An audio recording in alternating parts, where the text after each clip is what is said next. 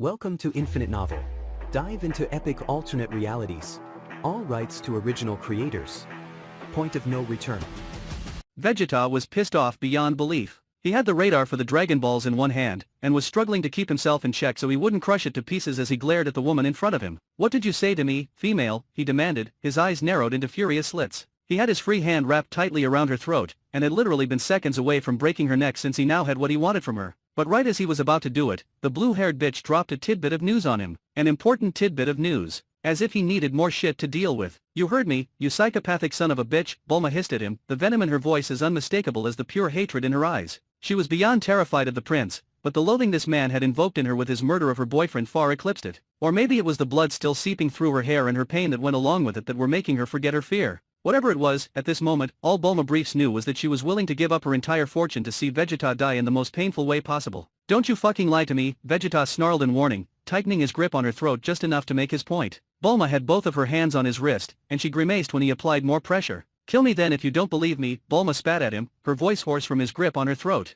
She still had tears shining in her eyes, but they were from her brilliant rage towards him. She glared back at him in defiance as she continued, "But it's true, the radar is synchronized to my voice. It will find each Dragon Ball, one at a time, by my voice activation. So go ahead, kill me, but then you'll never get your hands on the Dragon Balls." It was the honest truth. She started building the new radar as soon as Raditz arrived on Earth. Even when it was clear that the Saiyan was no threat, her unease got the best of her. To prevent this very situation from happening where she would be forced to hand over the radar to an alien who overwhelmed her in strength, she decided to design the new radar so it was voice activated. The goal wasn't to prevent the Dragon Balls from being found. It was to slow the process down, and let her friends have enough time to figure out what to do. It was a plan that was now literally saving her life. Vegeta stared at her, his face inches from hers. He could not believe that this human woman had both the foresight and the technological expertise to do as she claimed. He scowled, studying her eyes thoroughly for any sign of a lie. Finally convinced that she was indeed telling him the truth, his lip twitched, and he released his hold on her throat. He then grabbed her roughly by the hair, making her yelp a little in pain. "Fine," Vegeta hissed.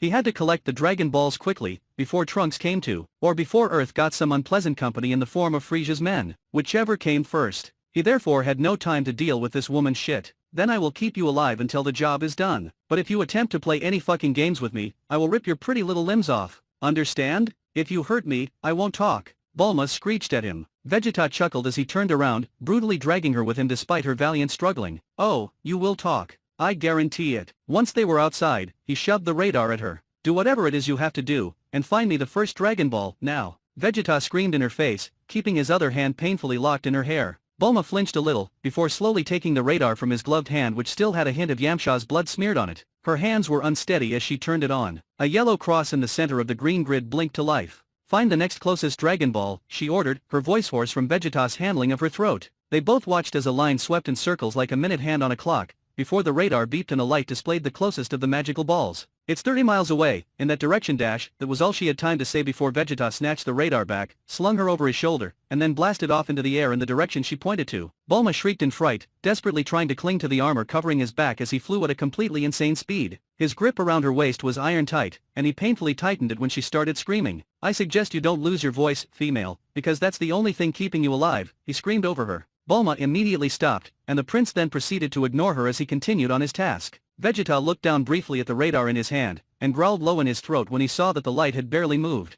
He started picking up speed, his heart pounding in his chest. With this female and with this radar, he just needed a little time and then he would be immortal. Or perhaps he could wish to become the strongest being in the universe. He practically salivated at the thought, but first things were first. He had to collect all of the Dragon Balls. He just hoped he had enough time to do it. Raditz threw his head back and laughed out loud as he crossed his arms over his armor. "You want to fight me?" he chuckled in disbelief, smirking at Piccolo. "Green man, I could crush you with the heel of my boot." "Then what's the problem, Saiyan?" Piccolo snarled, tossing his white cloak off to the side, where it landed with a heavy thud. "Even if you somehow manage to defeat me, Namek, I guarantee you that you are no match for Vegeta. He is one of the strongest warriors in the universe. I strongly suggest you stand down. I will do my best to convince him to spare your life when this is all said and done," Raditz said, his smirk growing. Gohan's tail twitched a little as he anxiously watched the scene unfold before him. He hadn't been this scared of his uncle since he had first arrived on Earth a whole year ago. The little boy was trying his best not to cower behind Piccolo, but it was difficult. Raditz was completely terrifying him. It was like he was a different man altogether. This wasn't the man who had taught him how to manage his Uzura transformation as best he could, or how to protect his tail in battle. This wasn't the man who had taught him different forms in fighting from Piccolo's or his father's. He had no idea who this man was. Uncle Raditz, Gohan meekly said. The large Saiyan glanced at him. Mr. Yamcha, he's dead, kid, Raditz bluntly informed his nephew. His key dropped off the grid. And if you two even try to get in Vegeta's way, you'll both be next. This has nothing to do with any of you, so don't make it about you. No more of you need to die. You expect us to stand here and just let him collect the Dragon Balls? Piccolo barked in disbelief. There is no telling what he'll wish for. He might want to wipe out this entire planet when he's done. Raditz shook his head. No, Vegeta just wants to defeat Freeza, and so do I. As long as Freeza lives, none of us are safe. Not Vegeta, not me, not anyone here on planet Earth. We could have done this together between us without Vegeta, if you had told me about the Dragon Balls, the Saiyan sneered hatefully, his tail wrapping tighter around his waist. There was no need to tell you about them. You fool. Don't you understand how powerful Freeza is? Raditz screamed at him, lowering his hands in tight fists at his sides. None of us stand a chance against him, and he's coming to Earth. Vegeta tapping into his true potential with the Dragon Balls is our only chance. Raditz, Piccolo interrupted, one green antenna twitching. Can you honestly say that Vegeta won't try to kill everyone on this planet in a purge like you once said you Saiyans are known for? Raditz hesitated in answering as he frowned. He wanted to say yes, but if Vegeta wanted to purge Earth, he could do so single-handedly in less than a day. And there wasn't a damn thing Raditz would be able to do to stop it. Hell, if he tried, Vegeta would undoubtedly kill him. Things would only be worse if Vegeta's power skyrocketed with the Dragon Balls. Raditz himself would no doubt be spared for being Saiyan, and perhaps his brother and nephew as well for the same reason. Everyone else was literally at the mercy of the ruthless Saiyan prince. And unfortunately, Vegeta was not exactly known for being merciful. Vegeta is not your threat right now, Raditz finally said. For all we know, you're just saying all of this about this Freeza character, just to let us hand you over the Dragon Balls, Piccolo growled, squatting down a little as he braced himself for a fight. Seems to me though, that the only threats on this planet are you and your friend. Suit yourself, Raditz finally said, getting into his own unique fighting stance. Don't say you weren't warned though. Gohan looked back and forth between Raditz and Piccolo in apprehension. He had grown attached to them both, and the last thing he wanted to see was either one of them getting seriously hurt. The small boy wrapped his own tail around his waist, and was going to open his mouth to try to make the peace between them, when Raditz and Piccolo both suddenly disappeared from sight. The next thing Gohan knew, a pressure wave from a hard, invisible impact forced him down to the ground. Gohan tried following the fight, but it was too fast for him to see. He could hear the blows being exchanged, and every now and then managed to catch a glimpse of one of them. He gulped a little, before deciding to just make a run for it. Maybe his dad was back home now? He would know what to do. Nodding to himself, Gohan took off into the air, away from the fight. The young hybrid Saiyan made it all of 10 yards before he was violently struck down. He crashed hard on the dirt, and whimpered a little bit. He winced and looked up to see Raditz hovering over him in midair. Where the hell do you think you're doing, boy? Raditz growled down at his nephew. Challenge Vegeta, and you'll die. I wasn't going to. Gohan nervously started, but his words trailed off when Raditz spun around. Piccolo suddenly appeared out of nowhere and delivered a powerful kick to Raditz's chin, catching the Saiyan completely by surprise before they both once again phased out of sight. Their battle resumed at a breakneck pace that Gohan couldn't follow. At a loss for what to do, the small boy could only pray that it would be over soon. I knew it, Krillin mumbled. I knew these guys were up to no good. His face was red with pain and rage as he stood over Trunks. Only mere minutes had passed since he, Tien, and Tetsu had arrived to Capsule Corporate after hearing and feeling massive spikes of ki from the battle waged between Trunks and Vegeta. They had arrived to find their friend's lifeless and bloody body, a compound that had taken its fair share of damage, and an unconscious Saiyan hybrid. Krillin's hands were shaking as he gripped one of the rifles that Bulma had designed. Yeah, Tien quietly agreed. We should have all taken them out when they crash-landed, while they were both hurt. We still could, Krillin said, looking down at the fallen teenager. With his foot, he nudged the boy in the arm, but Trunks was still out cold. If he was a threat, then why is he here and why is he unconscious? Tetsu piped up behind Tien, holding a rifle of his own as he peered curiously at Trunks. I don't know, but Bulma isn't here, and Yamcha. Tien's voice trailed off, before he scowled and thought. From the mess in Bulma's office, it looks like the other guy took her with him. If so, then he's after the Dragon Balls, Krillin said, nervously wiping sweat off his forehead. Where the hell is Raditz? Tien growled. Where the hell is Goku? Krillin shot back. He should have been back by now. I don't know what's taking him so.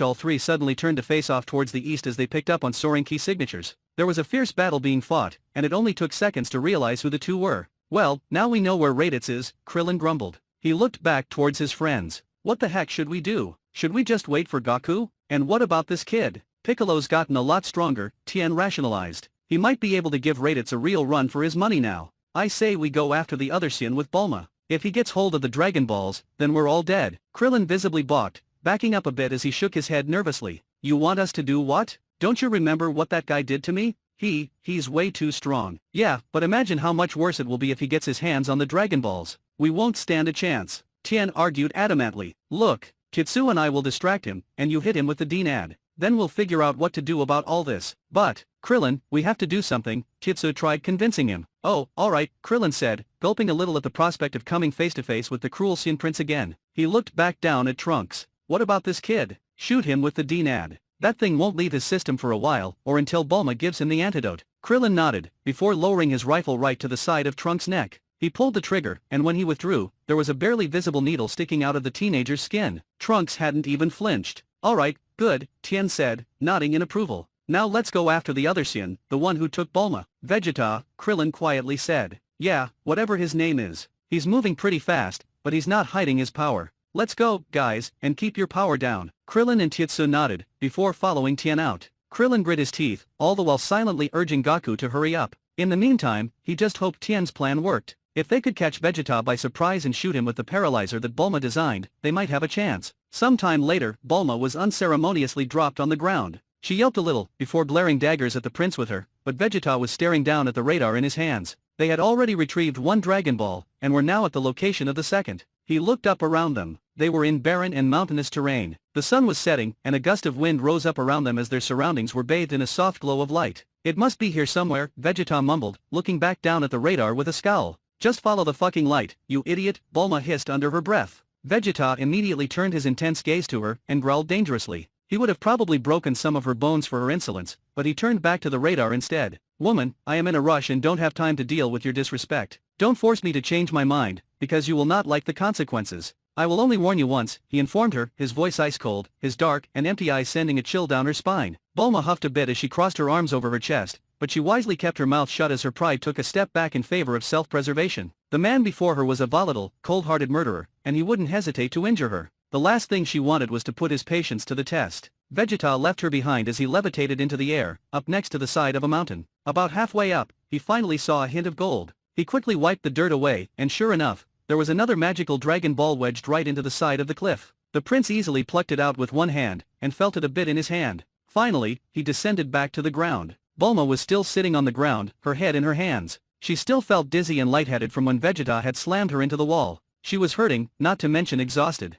The prince frowned, his eyes scanning her over as he came to stand next to her. He scoffed in disgust, thinking what a weak and fragile thing she was. He hadn't even tried to really hurt her, and she was already damaged. He reached down to grab Bulma by the hair and lift her up so she could voice activate the Dragon Ball radar again, when he suddenly looked off to the side. Vegeta stared in concentration, his eyes scanning the area but only registering more deserted terrain. He could have sworn that he sensed someone's power. Shit, he cursed under his breath, only now realizing that he had stopped suppressing his power after his fight with Trunks. He squatted down and put the small Dragon Ball next to Bulma along with the radar, making the heiress look up at him in confusion. Put the Dragon Ball away with the other one, and don't you dare try anything smart, he snarled at her in warning. He was already gone before she could even respond. The prince leaned up against the side of a large plateau, almost 100 feet away from her seconds later. He crouched a little, clenching his right fist tightly. Whoever's there, I suggest you don't make me come find you, Vegeta taunted, his right hand already starting to glow with deadly ki. I'm up here, a voice finally sounded. Vegeta looked up and bared his teeth at the sight of Tietsu hovering over him. The little freak, how dare he challenge the Prince of all Saiyans?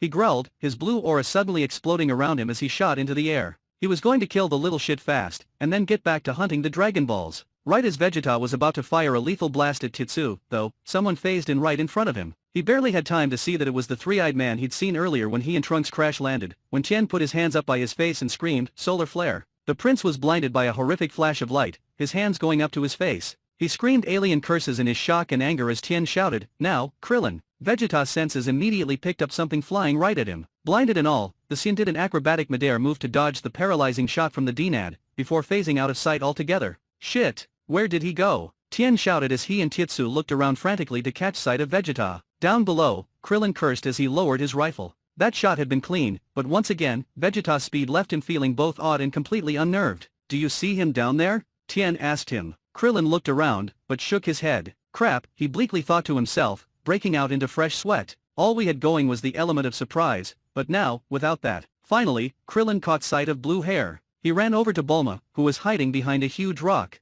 The heiress shrieked when he touched her shoulder. When she saw that it was just her friend and not the Saiyan prince, she almost broke down into sobs from her relief as she clutched Krillin tightly. "Oh, I knew you guys would come," she cried out, as Krillin patted her on the back. He killed Yamcha. Yeah, Krillin sighed with regret. "But you have to get out of here, Bulma." This might get ugly Baldy, you have no fucking idea, a furious voice snarled from behind him. Krillin turned around, only to have Vegeta strike him hard with the back of his closed fist. The impact sent the smaller man crashing into and shattering the rock where Bulma had been hiding behind. Completely ignoring the frightened woman in front of him as she rushed to Krillin's aid, the Saiyan looked up and his eyes locked on Tien and Tetsu in the air. "So, you three came to play," he mused out loud, a chilling smirk spreading over his face. "Well then, let's play." With that, he shot into the air. Vegeta's blue aura was powerful as he aimed a powerful punch right at Tien's chest a second later. The Earthling warrior barely managed to get his two arms up and crossed over his chest to defend himself from the blow, but his forearm shattered almost on impact. He released a shout of pain as Vegeta chuckled in amusement and phased out of sight. The Saiyan appeared right behind Tien a moment later, effortlessly batting an attack from Tetsu away. Vegeta landed a vicious kick right onto Tien's neck, the violent force killing the man instantly. Tien hadn't landed on the ground yet when Vegeta phased out and reappeared behind Tetsu. The small warrior didn't even have enough time to turn around before Vegeta raised his hand and fired a powerful ki blast, decapitating Tetsu on the spot. Bulma was helping Krillin up when Tien's lifeless body landed right in front of them. They both had barely registered the sight before Tetsu's decapitated form followed suit. "Oh, Kami," Bulma whispered, her voice breaking as Vegeta casually descended in front of them, as though nothing had happened. The prince settled his gaze on the warrior next to her. "I don't have time for this shit, Baldy," he hissed at him. "Get the hell out of my way, and you just might live through this." Krillin though wasn't registering his words. He was staring at the dead bodies of his friends. First Yamcha, then Tien, now Tetsu. All of them discarded like they were trash. He looked up, and for the moment completely forgot how overmatched he was against the prince. He growled low as Bulma tried pulling his arm back. "Krillin, don't fight him dash," that's all she could say before Krillin shrugged her off and flew right at the Saiyan. Vegeta smirked in appreciation as he shot back up into the air, forcing Krillin to go airborne as well. The Earthlings were weak, but they had spirit. He braced himself to dodge this next attack and make quick work of this new challenger, when Krillin stopped short and fired a Destructo Disc right at him. Vegeta was too fast though. He did a backflip in midair, avoiding the deadly attack by mere inches. Krillin tried catching him with a knee to the back but Vegeta blocked it, upside down and all. The prince quickly righted himself and faced the smaller man, almost effortlessly blocking the relentlessly fast punching combinations Krillin was throwing at him. After a few seconds of this, Vegeta finally slammed his fist hard against Krillin's stomach. The smaller man gasped and doubled over, feeling like he had just been hit by a truck as he coughed up blood. He heard a dark chuckle. "You should have died before when we crash landed. Don't worry though. This time, I'll make sure I finish the job." In one smooth motion, Vegeta raised both hands up over his head, grasped them together, and then violently brought his fists down on Krillin's head, forcing him to crash back into the ground. Without missing a beat, Vegeta's blue aura fired up around him as he suddenly shot down towards Krillin, fully intending to bury a knee against his neck to kill him for good. Right as he was about to finish the smaller warrior off, though, a debilitating blow struck Vegeta in the side of the head that he never saw coming. The Saiyan was thrown completely off his trajectory, his vision swirling with a myriad of colors as he crashed hard into a wall of rock almost 20 feet away. Vegeta blinked a few times, completely dazed as he slowly got up. He quickly shook his head a few times, trying to shake it off. Finally, he looked over to where the bald man had fallen. Squatting next to Krillin and giving Vegeta his back was another man, a man the prince had never seen before. He wore an orange martial arts gi with blue boots, and had wild, black hair. Bulma was next to him, clinging to him tightly as if for dear life. The Saiyan prince got back up to his feet, and snarled out, "I don't know who you are, but you will pay for that." The newcomer turned his head to the side, before whispering something to the blue-haired heiress that Vegeta couldn't hear. Bulma nodded and immediately ran off to find somewhere to hide, and the prince growled from deep in his chest. He immediately started stalking over to Bulma to demand to know where the hell she thought she was going, when the newcomer stepped directly between them. The prince's eyes widened in surprise as he stopped walking. He had only seen Bardock on a few occasions as a small boy, but the warrior had made a strong impression on the young prince. The man standing before him was practically a mirror image of him. There was no doubt.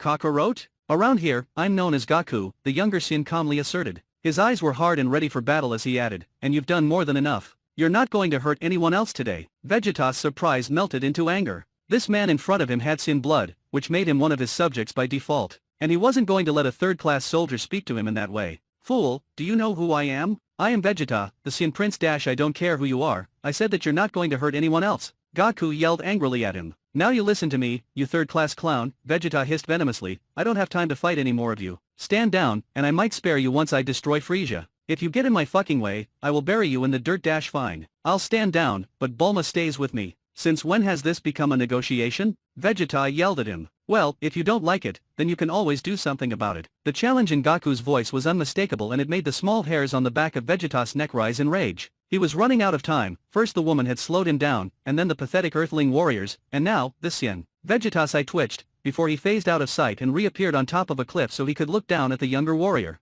He was straining his senses, trying to get a gauge on just how powerful he truly was, but he was sensing a power on par with the small bald warrior. The strength in the blow he received, though, told Vegeta that it couldn't be right. Goku was holding back. But how much, was the question. Vegeta pointed down at Goku, a menacing sneer on his face as he coldly remarked, "You have made your death wish, Kakarot, and I will grant it. A pity that another with Saiyan blood must die, but no one is going to stop me. Especially not a third-class weakling like you." Goku would have normally been thrilled and excited about the challenge of facing this alien prince, but he was too enraged with the death surrounding him. Perhaps part of his rage was also directed at himself for not having returned faster from his elite training. He clenched his fists tightly, staring up at Vegeta, looking deceivingly calm. "Ready when you are, Prince," he finally said, just the slightest hint of mockery in the last word. A split second later, and the two Saiyans met in midair in a clash that was destiny. Vegeta tried slamming his forearm into Goku's chest, but Goku brought his own forearm up and blocked the shot. They both were grinding their teeth together, each trying to overpower the other with raw strength as their arms shook. Finally, Goku phased out and reappeared behind Vegeta, barely able to dodge the prince's elbow that was aimed at his face. Vegeta quickly spun around and landed a couple of fast and hard punches right to Goku's stomach, until the younger Saiyan finally recovered and caught his fists. Goku hauled Vegeta closer to him and nailed him under his jaw with a hard knee. Goku quickly reared back and threw a punch with all his strength behind it, but he had nothing but air as the prince phased out of sight. The younger Saiyan barely had enough time to turn around to see the blast of blue ki that slammed into him, violently throwing him back down to the ground. Faster than I thought," Vegeta said with a smirk of approval as he hovered in midair. He brushed the back of one hand across his mouth as he stared down at the younger warrior who was trying to recover from taking the vicious ki blast from such a close range. The prince's smirk spread. "Excellent form and technique, Kakarot. I am impressed." Goku spit out a mouthful of blood as he got back up to his feet. He looked up at Vegeta, his eyes narrowed. "Man, he's a heck of a lot stronger than I originally thought. I might have to use the Kaioken technique faster than I wanted." "Yeah," he finally said, giving a nod of respect as he peeled off the top of his now burnt and shredded orange GI. He tossed it aside and cracked his neck. "You're not too bad yourself." Vegeta extended his hand towards the younger Saiyan. "Join us, Kakarot. You are a true Saiyan. Help us destroy Freeza, and then stand by the side of your prince." Goku shook his head. "Thanks for the offer, but I would never join someone like you. Not after what you've done, and you're not my prince. I haven't sworn my allegiance to you, and I never will. Your allegiance was to me the second you were born." Vegeta screamed down at him, irate at how dismissive the younger Saiyan was of his heritage. His upper lip curled back in spiteful rage. "But if you want to renounce your Saiyan blood and live like an Earthling, then you will die like an Earthling." Raditz dropped to his hands and knees and howled in pain. His body was shaking as he looked over his shoulder and snarled, "What are you doing? Let go of me." "I don't think so," Piccolo rasped out. He was battered and bruised, but still standing as he painfully tightened his grip on the Saiyan's tail. Raditz's fingers dug into the dirt as his face turned red from his agony. Piccolo turned to look at Gohan, who looked highly uncomfortable seeing his uncle in such pain. The boy had tried getting in the middle of the fight in an effort to stop them, but he had only succeeded in distracting Raditz long enough for Piccolo to capitalize on the Saiyan's only weakness. "Get out of here, kid. Your dad is back. Go find him," Piccolo ordered. "No!" Raditz screamed out with such force that both Piccolo and Gohan flinched. "Don't either of you fucking get it? Vegeta will kill him if he tries to interfere." "Your friend isn't going to kill anyone," Piccolo growled. "Goku's back now, and Kakarot isn't strong enough to defeat Vegeta, you fool." Raditz yelled furiously. His tail was twitching painfully in Piccolo's grasp as he lowered his forehead to the ground. All everyone had to do was stay the hell out of Vegeta's way. Why was that so hard to do? He had assumed that Piccolo would be the only one who might dare challenge the prince, and so he had tried to keep him at bay. Not because he cared if Piccolo lived or died, but because Vegeta was running on short time. In a way, it was like the Earthlings were Raditz's troops. Vegeta therefore expected him to keep them in check. But things had now spiraled way out of control. He had no idea that the other Earthling warriors would be brave or foolish enough to also stand up to Vegeta. Now two of them were dead, and Raditz knew his brother would fight because of it. To hell with the odds. He also knew that his brother had no chance. There was just no way that Goku could have gained so much strength and power in such a short amount of time to stand up to the Saiyan Prince. It was impossible. And as much as he tried telling himself he couldn't care less if Vegeta killed his brother, he couldn't help the anger he felt at the thought. As Raditz silently struggled with himself, Gohan felt no such conflict. The small boy looked off into the distance, where he could feel his father's distinct ki signature flaring up along with Vegeta's. "He needs our help," Gohan finally said, looking back at Piccolo and Raditz, his eyes pleading with them. "If we help my dad, then we could win. We could beat Vegeta."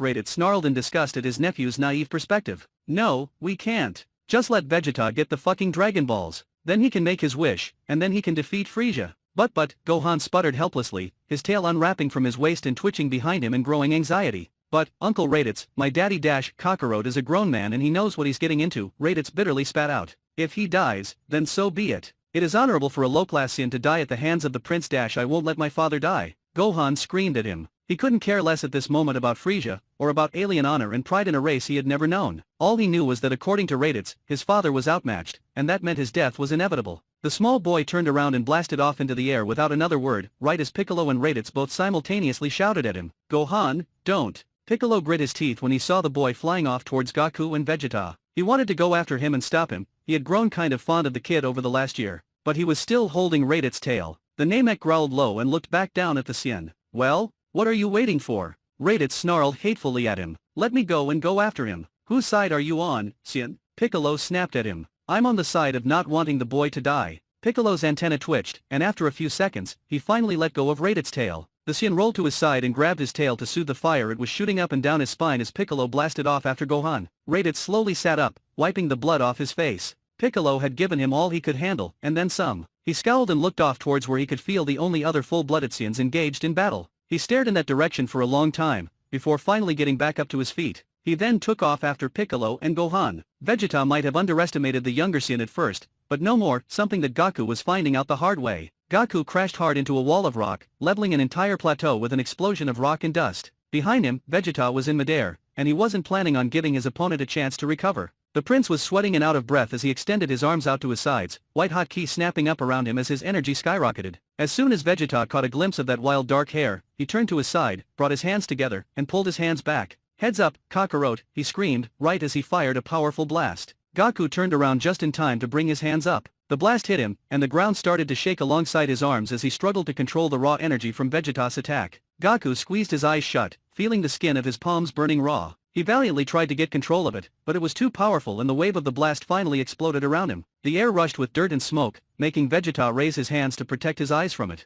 The prince smirked as he slowly descended back to the ground. He scanned the area over as the dust started to clear, but he could neither see nor feel any signs of his opponent. He reached up and brushed at his bloody nose, hardly able to believe that it had taken so much of his strength to finally overcome a third-class Saiyan. Nonetheless, he had emerged victorious, and now it was time to get back to business. Vegeta turned and looked around, searching for Bulma so they could continue retrieving the Dragon Balls. "Woman," he roared, his eyes wild as he scanned over the terrain. He levitated back into the air to get a better view. "Show yourself at once." "Shit," Bulma cursed under her breath. While the prince had been completely distracted in his battle, she had been trying to help Krillin in an attempt to escape. The small bald warrior was still seeing stars from Vegeta's attack, and he was leaning heavily against her. Bulma whispered to him, her voice almost a squeak, "He beat Goku?" "Think so. I can't sense him," Krillin wheezed, one arm clutching his stomach. They both dropped inside of a small little cave at the base of one of the plateaus, out of sight from Vegeta. "If you don't come out, I'll blast you out," Vegeta screamed from above. "He won't, don't worry," Bulma whispered to Krillin, shaking her head. "He needs me alive." Her words died when the ground shook with a violent explosion, the result of a ki blast as an entire mountain was leveled. "You were saying?" Krillin piped up, one eye squeezed closed as he glanced out. It was getting dark outside now, something that only helped Vegeta. "Well, it's not my fault that the jerk is a complete lunatic," Bulma hissed in exasperation, right as they were both rocked by another explosion. This one was dangerously close. "Bulma, look, if he takes you, then he has to carry you," Krillin said, looking over at his friend. He gestured to the rifle he had tried using on Vegeta. "Take one of those needles out. Then if he gets you again, you can dash." "Then she can what? Sink the needle into me and paralyze me?" Vegeta growled, making them both flinch in shock as they looked outside the little cave at the man blocking their only exit. The prince was dirty and slightly bloodied up from his fight with Goku, but if he was in any kind of pain, he wasn't showing it. He cocked his head to one side, eyeing them both with cold eyes. "I'm curious if such a tactic is simply a universal female form of defense." Krillin immediately stepped over to stand between Bulma and Vegeta, though he swallowed heavily when the prince's eyes locked on his. Vegeta chuckled, cracking a smirk. "Well, you've survived encounters with me twice now. But you know what they say," he said, raising his hand out towards Krillin. The third time's a Goku suddenly appeared out of nowhere right behind him, nailing Vegeta hard with a kick to the side of the neck. The prince literally flew out of sight from Krillin and Bulma, before Goku flew after him, red flames surrounding him. Vegeta recovered in midair, and his ki flared up around him as he phased out of sight to avoid a vicious ki blast that Goku sent right at him. Vegeta reappeared right behind Goku and slammed his knee right into the younger Saiyan's spine, making Goku yell out in pain. The prince quickly grabbed a handful of Goku's hair, making him bend over backwards before he brutally slammed his fist right into his throat, forcing his opponent back to the ground. Vegeta was seething with rage as he glared down at the fallen Saiyan who was coughing roughly in the dirt. Still, Goku tried forcing himself back up. Vegeta would have probably been impressed if he wasn't so desperately short on time. "You put up a good fight, Kakarot, but I'm done with this shit now," Vegeta snarled, his ki skyrocketing as he powered up to deliver the killing shot once and for all. Just as he was about to fly down and do just that, he heard a familiar voice yelling out to him. Vegeta, what are you doing? The prince turned to look at Raditz, who had just flown in. He was alone. What's it look like I'm doing, idiot? Vegeta hissed at him. I'm taking care of your worthless brother. What about the Dragon Balls? Raditz pressed. Go, take care of that, and I'll handle everyone here. Goku was wincing as he finally got back up to his feet.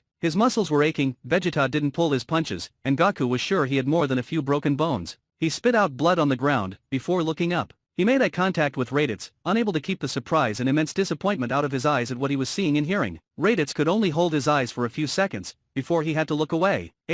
Fine, Vegeta spat out. He descended back to the ground and crossed his arms. There was a tense silence for a few seconds, before Raditz finally asked, aren't you going to go get the Dragon Balls? Yes. As soon as you finish off your brother. Raditz blinked at him. What? The last time you told me you had everything under control, I was forced to handle these Earthlings on my own. This time, I want to make sure that they are all taken care of, and that I won't be interrupted further. So get on with it, Vegeta ordered. Shit, Raditz mentally cursed. This wasn't part of the plan. He slowly descended down to the ground, turning and facing his brother who was looking at him with a hint of apprehension. He didn't look any more eager to fight than Raditz looked. A year ago, Raditz wouldn't have hesitated, but he had gotten used to Goku. He had met his wife and his son, and once he assured that he had no malintent towards the planet, he had been welcomed with open arms. Raditz hadn't exactly dived right into being comfortable with them. The majority of the last year, he spent trying to adjust to the lifestyle here on Earth. Somewhere along the line though, he had started to consider them to be his family. That thought kept him standing there, doing nothing, much to Vegeta's growing anger. I'm waiting, Raditz, Vegeta hissed in warning. Raditz looked at Vegeta,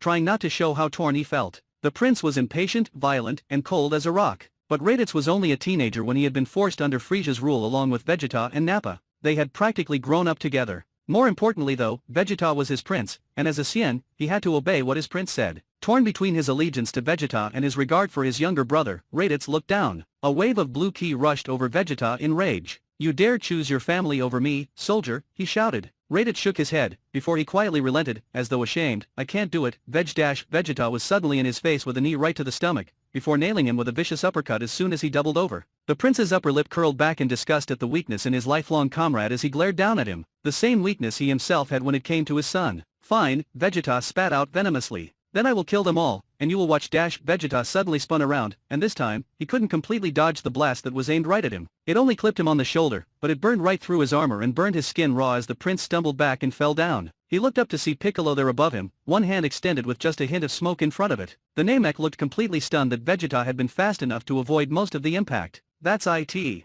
Vegeta screamed in a frightful wrath, his face red and the veins on his neck throbbing. All of you are going to die. Piccolo and Raditz made brief eye contact, right before Piccolo suddenly had his hands full with the Saiyan Prince. Vegeta ruthlessly battered him, each blow harder than the last. Piccolo tried phasing out and catching him by surprise, but the prince was officially pissed off and was one step ahead of him at every turn. Piccolo could barely believe how outclassed he was, even as Vegeta brutally kicked him on the side of his head. Goku got into the mix a second later to help Piccolo, and it was suddenly 2-on-1, but Vegeta still held the distinct advantage. The three finally stopped when they saw a white ball of energy soar up into the sky. Vegeta looked back down at Raditz in shock, right before the Elder Saiyan closed his fist, and the light exploded. Oh, shit, Vegeta hissed under his breath, looking up at the light with wide eyes. When he looked back down, he saw what he was dreading, not one, but two Uzuru transformations. He had no idea where the kid had come from, but there he was. He watched with a mixture of envy, apprehension, and awe as uncle and nephew made the legendary transformations together. He clenched his fists tightly. Only the one who created the artificial moonlight could destroy that same artificial moonlight. Whoa, Goku said next to Vegeta, also mesmerized by the transformations he was seeing as his son and brother both roared animalistically as they exploded in size. They had destroyed the moon upon Raditz's arrival to avoid this very thing from happening, but he had no idea that Raditz could force an artificial moon. Gohan, he whispered. It's unreal, Piccolo said on the other side of the prince. Vegeta was about to snarl at them both that Raditz had never been able to control the transformation when both Raditz and Gohan fired open-mouthed blasts right at them. The three quickly dispersed, getting out of the way. Raditz and Gohan were targeting anything that moved as they both continued their assault, huge rocks being crushed under their feet. The prince was flying at an awkward angle as he tried forming a destructo disc of his own, forming the sharp blade of ki as he tried aiming his shot at Gohan's head. Right as he was about to fire though, Raditz appeared out of nowhere and slammed a huge fist right into Vegeta's chest, forcing the prince to crash roughly to the ground. Vegeta hacked up blood from the impact as he felt bones in his chest break. He was on his back as he coughed roughly, before slowly raising his head to see a large Uzuru Raditz looming over him. Raditz fired another open-mouthed beam right at him, and Vegeta barely managed to get out of the way. The Saiyan quickly scrambled up to his feet, turned back to Raditz, and pulled his hand back to fire another destructo disc. Unfortunately, Gohan fired a blast of his own from behind Vegeta. It didn't hit the Saiyan, but it did hit just a foot or so behind him. The ground exploded and forced Vegeta up into the air, his attack aborted. Piccolo was instantly there, and he nailed Vegeta hard right in the back with a powerful kick. Vegeta was reeling as he turned right into a ki blast from Goku. He barely managed to get his hands up, bringing up the remnants of the energy for the Destructo Disc in a desperate attempt to protect himself from the blast. It was 4-on-1 now, and this time he was at a disadvantage. Vegeta tried phasing out of sight, planning on going somewhere to catch his breath and regroup, but Goku seemed to anticipate it. He grabbed the prince roughly by the armor and then headbutted him, hard. Vegeta was seeing stars, completely dazed as his eyes watered from the impact. Raditz! Goku yelled out, spinning Vegeta around and shoving him right towards his brother. Vegeta forced himself to move, shooting straight up into the air and dodging the huge fist flying right at him. His eyes on Raditz, he never saw Gohan behind him until he got struck down hard from behind. The prince was quickly forced back to the ground, landing face first. He growled, his body shaking as he slowly forced himself to get back up to his hands and knees. As soon as he managed it, he vomited blood. He looked up through bleary eyes as Raditz raised his foot over him. But as soon as Raditz did, the enormous Saiyan released a choking cry of pain as he froze. Vegeta was panting for air as he watched Raditz slowly lose his transformation and shrink back to his normal size. He looked over his shoulder and saw Gohan also shrinking back down. The prince looked up at the sky, but the artificial moonlight was still there. He wondered what the hell had forced the Uzura transformations to be lost, and then got his answer in the form of a familiar voice snarling beside him. "You're a real asshole, you know that, right?" Vegeta looked over, and actually cracked a genuine smile at the sight of the blonde teenager next to him who had his sword drawn. "Watch your mouth, boy, or next time, I won't be so kind to you," Vegeta told him in a hoarse voice, before breaking out into rough coughing. Trunks hissed through his nose, before slowly approaching his father. He could feel the drug running in his veins. It had literally taken almost all of his strength just to fly to where the battle was taking place. He was sweating profusely, and moving at less than a tiny fraction of his full speed. If it wasn't for his Super Saiyan strength and power, he wouldn't have had the energy to even move. Fortunately, that had been enough for him to slice off Raditz and Gohan's tails before they seriously injured his father. Unfortunately though, Trunks wasn't sure that he could last in a fight against his mother right now, much less one of the warriors surrounding them. Not handicapped as he was, Trunks shook his head as he came up next to Vegeta. The teenager put a comforting hand on his father's back, before looking up at Piccolo and Goku who were descending back to the ground. Raditz was sitting up, as was Gohan. Meanwhile, Krillin and Bulma were slowly peeking out from their hiding spot, finally hearing everything slowing down. "We really don't mean any of you any harm," Trunks said, looking specifically at Goku. "I'm sorry about your friends." Goku frowned at him, before looking over at Vegeta who was forcing himself back to his feet. "What do you guys want?" he demanded. Vegeta and Trunks both responded at the same time, the Dragon Balls and nothing, respectively. Father and son glared angrily at each other, but fortunately for Trunks, Vegeta had no idea that if he wanted to, he could truly take his son down in a fight right now. The prince naturally assumed that he was no match for Trunks with his injuries, and so he nodded, relenting to the teenager. Trunks turned to face Goku and explained, "We just want to destroy Freeza. My father thought the Dragon Balls would be the best way, but I'm a Super Saiyan. I can destroy him." Goku stared at the teenager for a long time, studying him closely. Finally, he nodded, convinced of the boy's good intentions. "Well, alright," he said, though his look was still distrustful as he looked at Vegeta. "We could definitely use more hands. You better get the fucking job done, kid." Vegeta snarled at his son, unaware or uncaring of the wary looks he was receiving from everyone surrounding them. He wiped the blood off his face as he turned to look at Raditz. His look was filled with hatred as he sneered, "And you insolent, traitorous piece of shit." Vegeta, Raditz pleaded, still sitting on the ground and coming to terms with the loss of his tail. "I didn't." Raditz was cut off by Vegeta's strong hand wrapped around his throat, the prince closing the distance between them in a split second. He raised his free hand, too enraged for words as he prepared to deliver a killing blow, the punishment for breaking his loyalty. Where they were from, loyalty to the royal Saiyan family came before your family and your own life. Raditz had broken far more than his trust when he sided with the Earthlings in battle against him. He had broken an ancient code of honor and respect, and as such, he now had to die. But Vegeta stopped right before he brought the killing blow down, even before Goku and Trunks pulled him off Raditz. He didn't hear his son's furious ranting as the teenager screamed right in his face, his dark eyes growing distant. It couldn't be them, could it? Vegeta bleakly thought to himself, looking off to the side. No one else seemed to sense anything, but he had always been hypersensitive to them, even before he learned to sense key signatures and power levels, and he had never once been wrong. Trunks finally seemed to notice that his father wasn't hearing a word he was saying, and he stopped his ranting, his teal eyes growing concerned. He looked off in the direction Vegeta was looking at, but he couldn't see or sense anything out of the ordinary. "Father? What is it?" Trunks asked, as Goku helped Raditz up behind him. Not too far from where they were, Piccolo helped Gohan up to his feet too. Vegeta stayed silent, looking off into the distance, so Trunks tried again. "What are you?" Then Trunks felt it. Power levels. 5 enormous power levels. Everyone else felt it too, because everyone turned to look in the direction Vegeta was staring at. The prince swallowed heavily before finally speaking up. "The Jinyu Force. They're here." Chapter 17 Every second counts. Gaku wiped some blood off his face with the back of his hand, his heart pounding hard in his chest. He had thought Vegeta was strong, but the power levels he was sensing now were unreal. He stole a glance over at the Saiyan he had been fighting only moments ago, but Vegeta was blankly staring off in the direction of the newcomers. Gaku's brows furrowed as he shifted his gaze over to his brother. Raditz was sitting on the ground, one hand rubbing his throat. He was also staring off into the distance, but unlike Vegeta, he couldn't keep the anxiety off his face. "Who are they, Raditz?" Gaku finally asked, breaking his brother's daze. "Frieza's men," Raditz replied, slowly working his way up to his feet.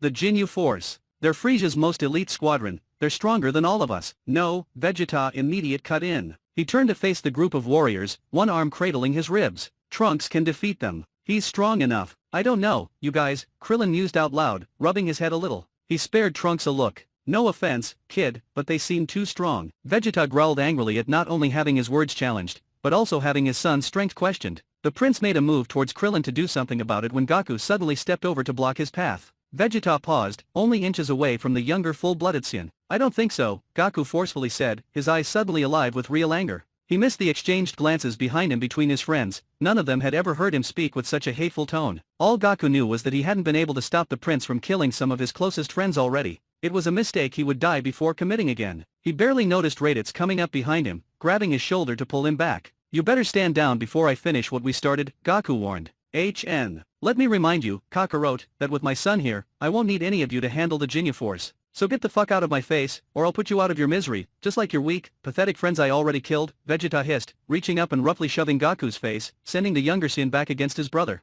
Raditz quickly grabbed Gaku around the midsection right as he was about to physically retaliate, with Trunks doing the same with Vegeta. They both pulled the two Saiyans apart before it could escalate any further. "Calm down, Kakarot," Raditz ordered, pulling Gaku back. "Vegeta isn't your biggest worry right now." "Right now" being the key words, Vegeta growled. He then spun around and roughly shoved Trunks away from him as he snarled, "Get the hell off me." The anger on Vegeta's face quickly turned to surprise when Trunks stumbled backwards and collapsed, landing sitting down as the golden aura surrounding him vanished. His hair faded back to lavender as Vegeta finally got a very good look at his son, who looked unnaturally weak. It didn't take a genius to realize that something was very wrong with this picture. The prince was just opening his mouth to comment when Krillin groaned, "Ah, crap, he's still dealing with the Dean-ad." "What?" Raditz shouted, spinning around to face the smaller warrior. "That's impossible," Piccolo growled. He was facing Krillin, but he was eyeing both Trunks and Vegeta carefully out of the corner of his eye. If he has any alien blood, he should have been paralyzed completely. There's no way he could have flown at all. "No, I shot him with it when me, Tien, and Titsu went back to Capsule Corp to check out what was going on," Krillin insisted, glancing back at Trunks.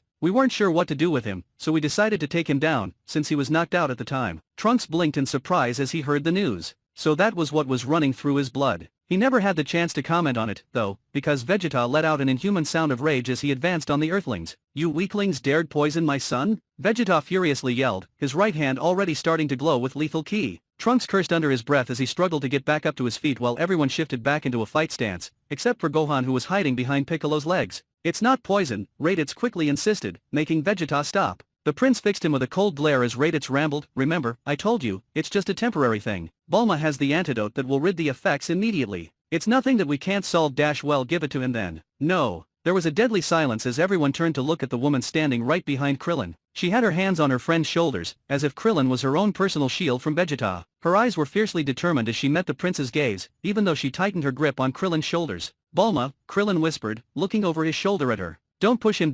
I don't care," Bulma hotly cut in, sounding braver than she felt. "I don't trust either of them." Everyone looked over to the side, feeling the power levels growing as the Jinyu Force split up. Vegeta's eye twitched, his teeth grinding together. They weren't wasting any time, going right to work as they started purging the planet. With their speed and numbers combined with the small size of Earth, they could have it done in hours. He turned and marched over in Bulma's direction, with Gaku again stepping right in his way. Vegeta stopped again, and felt like ripping his hair out in frustration. His options were disappearing by the second. He could fight the Earthlings and kill them, and then force the woman to help him in a renewed search for the Dragon Balls, or force her to help Trunks, but he was outnumbered and injured. Not only that, but the energy spikes would draw a bullseye for the Jinyu Force. No, engaging them now was a bad idea, which only left one option. "Look," Vegeta finally started through grit teeth, addressing all of them even though he only made eye contact with Gaku. "The Jinyu Force is more powerful than anything your pathetic minds can imagine. They are among the most elite warriors in the entire universe. They will purge this planet of all life, and they won't stop until everyone is dead. That includes all of us standing here. Are you starting to understand what's happening here, or do I have to draw a fucking picture?" He's right, Raditz added, his features tight with apprehension. They're not as bad as Freeza himself, but they are still too powerful for any of us. Not for me, Trunks growled, forcing his way back up to his feet. He slowly put his sword back in his holster as everyone looked over at him. I can kill all of them, but not like this, he added in frustration. Goku looked back at Trunks, before looking towards the power levels he was sensing. He clenched his fists tightly at his sides when he sensed their raw energy being used in powerful ki blasts. The longer we stand here, the more your people die, Vegeta bluntly remarked, perfectly reading the anger on the younger Saiyan's face. Can we trust you? Goku asked, not looking back at the prince. Vegeta resisted the urge to snort in disgust. If Trust was using these warriors to his advantage and then killing them as soon as the threat of the Ginyu Force was dealt with, then yes, he was trustworthy. He wisely kept his ultimate plan to himself though as he coolly answered, let's just say that for the moment, all of you are more useful to me alive than dead. You can trust us, Trunks promised, slowly coming up next to his father while Vegeta rolled his eyes at his son's weakness. The teenager didn't care as he looked over at his young mother. Please, I need your help. My father's right. The longer we wait, the more people are going to die. Bulma studied Trunks for a few seconds, anxiously biting her bottom lip. There was something about the kid that made her want to give him the benefit of the doubt. She just couldn't put her finger on what it was. It's our only chance, Krillin quietly whispered to her. She cringed a little, glancing nervously in the direction where everyone had sensed the Ginyu Force. Raditz had told them all about the purges Frieza's men did, and she didn't want that happening to her planet. If they all could trust Trunks and Vegeta, maybe she could too. Alright, Bulma finally relented. I don't have it on me now, but if we go back to Capsule Corp, I could get the antidote for the DNAD. Go with her then, Vegeta ordered, looking over at Trunks. The faster it's out of your system, the faster you can take them out. The rest of us can distract them and buy you more time. Trunks nodded as Goku added, fine, but Krillin goes with them. The Saiyan shot his best friend a look, and Krillin nodded his agreement as he raised the rifle he had brought along with him. No one said anything, but a second shot of the DNAD was fatal, something even Raditz didn't know. If push came to shove and Trunks proved not to be trustworthy, Krillin could put him down for good. Can you fly? Krillin asked Trunks, looking the teenager over critically. Yeah, Trunks nodded, wiping his sweat off his face. He was completely exhausted, but he had to do what he had to do. Let's do this. Alright, Krillin said, putting his arm around Bulma's waist as he pulled her against him, holding his rifle up with his other hand. Stay close to the ground, and keep your power down, Vegeta ordered. Trunks nodded his agreement as Krillin levitated into the air with Bulma clinging tightly to him. Trunks summoned up the scraps of energy he had left, and followed suit. While Raditz, Vegeta, and Piccolo watched them disappear from sight, Goku turned to look over at his own son. Gohan, come here, he ordered. The little boy blinked in surprise, before doing as he was told, coming over to stand in front of his father. Goku's features softened a little. I'd feel better if you went back home to your mother while we take care of this, son. Gohan's face fell at that. But I want to help. I can help, the little boy insisted. Goku smiled a little, and put a hand on top of Gohan's head. He could sense how much stronger the boy was, but he also knew that this upcoming battle had the potential to get ugly. He didn't want his son to be part of it. You can help by taking care of your mother. But do like he says, kid, Raditz interrupted. We don't have much time. Gohan shifted his weight awkwardly, wincing in pain as the stub on his lower back itched to wave his non-existent tail. Goku removed his hand, and the little boy looked back up at him. You'll be okay, right? You'll win? Gohan asked, desperate for hope when all he saw around him were grim features anticipating the worst. Definitely. Now go, Goku said, giving the boy a nudge in the direction of their home. Gohan looked back at Piccolo, and then at his uncle. He avoided eye contact with Vegeta, since the man still scared him to death, before finally looking back at his dad. He was young, just a little boy, but he was already able to tell that his father wasn't being completely honest with him. Nonetheless, he gave a conceding nod, before reluctantly taking off into the air and flying towards home. There's no way to guarantee that. If anything goes wrong, we're all dead, Raditz mentally told his brother. Goku looked back at him and smirked a little. Maybe so, but not without a fight. Alright, Vegeta started, turning back to face the three strongest warriors on the planet who could help him. We need a plan to fight the Ginyu Force. Here is what you need to know about them, and here is what we're going to do. Unfortunately for Trunks, there wasn't enough determination or motivation in the world that could last against Bulma's custom-made, potent alien paralyzer. The teenager lasted all of 8 minutes before his body finally had enough, and gave out on him completely. He barely managed to control his fall through the air, landing on his knees in the dirt before collapsing. Krillin felt Trunks' key suddenly drop, and he looked over his shoulder.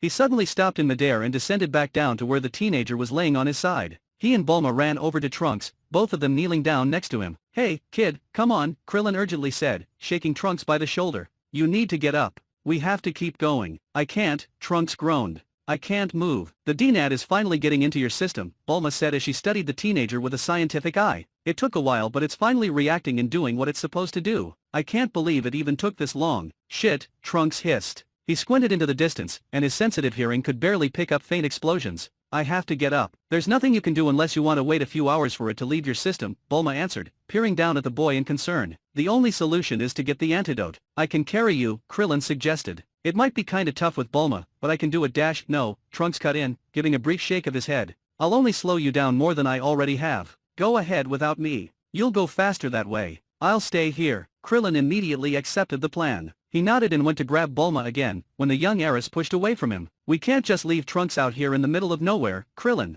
Bulma yelled, making her small friend wince. Bulma, we have to get this kid the antidote. He was cut off by Bulma poking him on the chest as she leaned down into his face. The only reason we even need an antidote for him is because you shot him with the D-Nad. The least we can do now is move him somewhere so he's not in plain sight of those monsters flying around on Earth. Krillin sputtered a bit, before starting, but, Bulma, we can't. Look, there's a small cave right over there. We can move him over there, Bulma planned out loud, ignoring her anxious friend as she focused on Trunks. Krillin watched her in exasperation while she valiantly attempted dragging the teenager over to the cave by herself. After a few seconds of getting nowhere, the heiress glared at Krillin. Well, are you going to help me or what? I can't move this kid by myself, you know. Krillin sighed in defeat before going over to help. With his assistance, it only took about 10 seconds until Trunks was dragged out of sight. Krillin propped the boy up so he was sitting against the cave wall. Trunks was covered in sweat while he struggled to breathe. He squinted up to see Bulma looking down at him, studying him curiously. Krillin tugged on her arm as he told Trunks, we'll be back with the antidote as soon as possible, kid. Yeah, Bulma agreed almost absent-mindedly, her mind racing again as she started putting the pieces together. She gave Trunks a strained smile, just sit tight, Trunks. Trunks grunted a little in response, too drained to form words as he closed his eyes to conserve what little remained of his strength.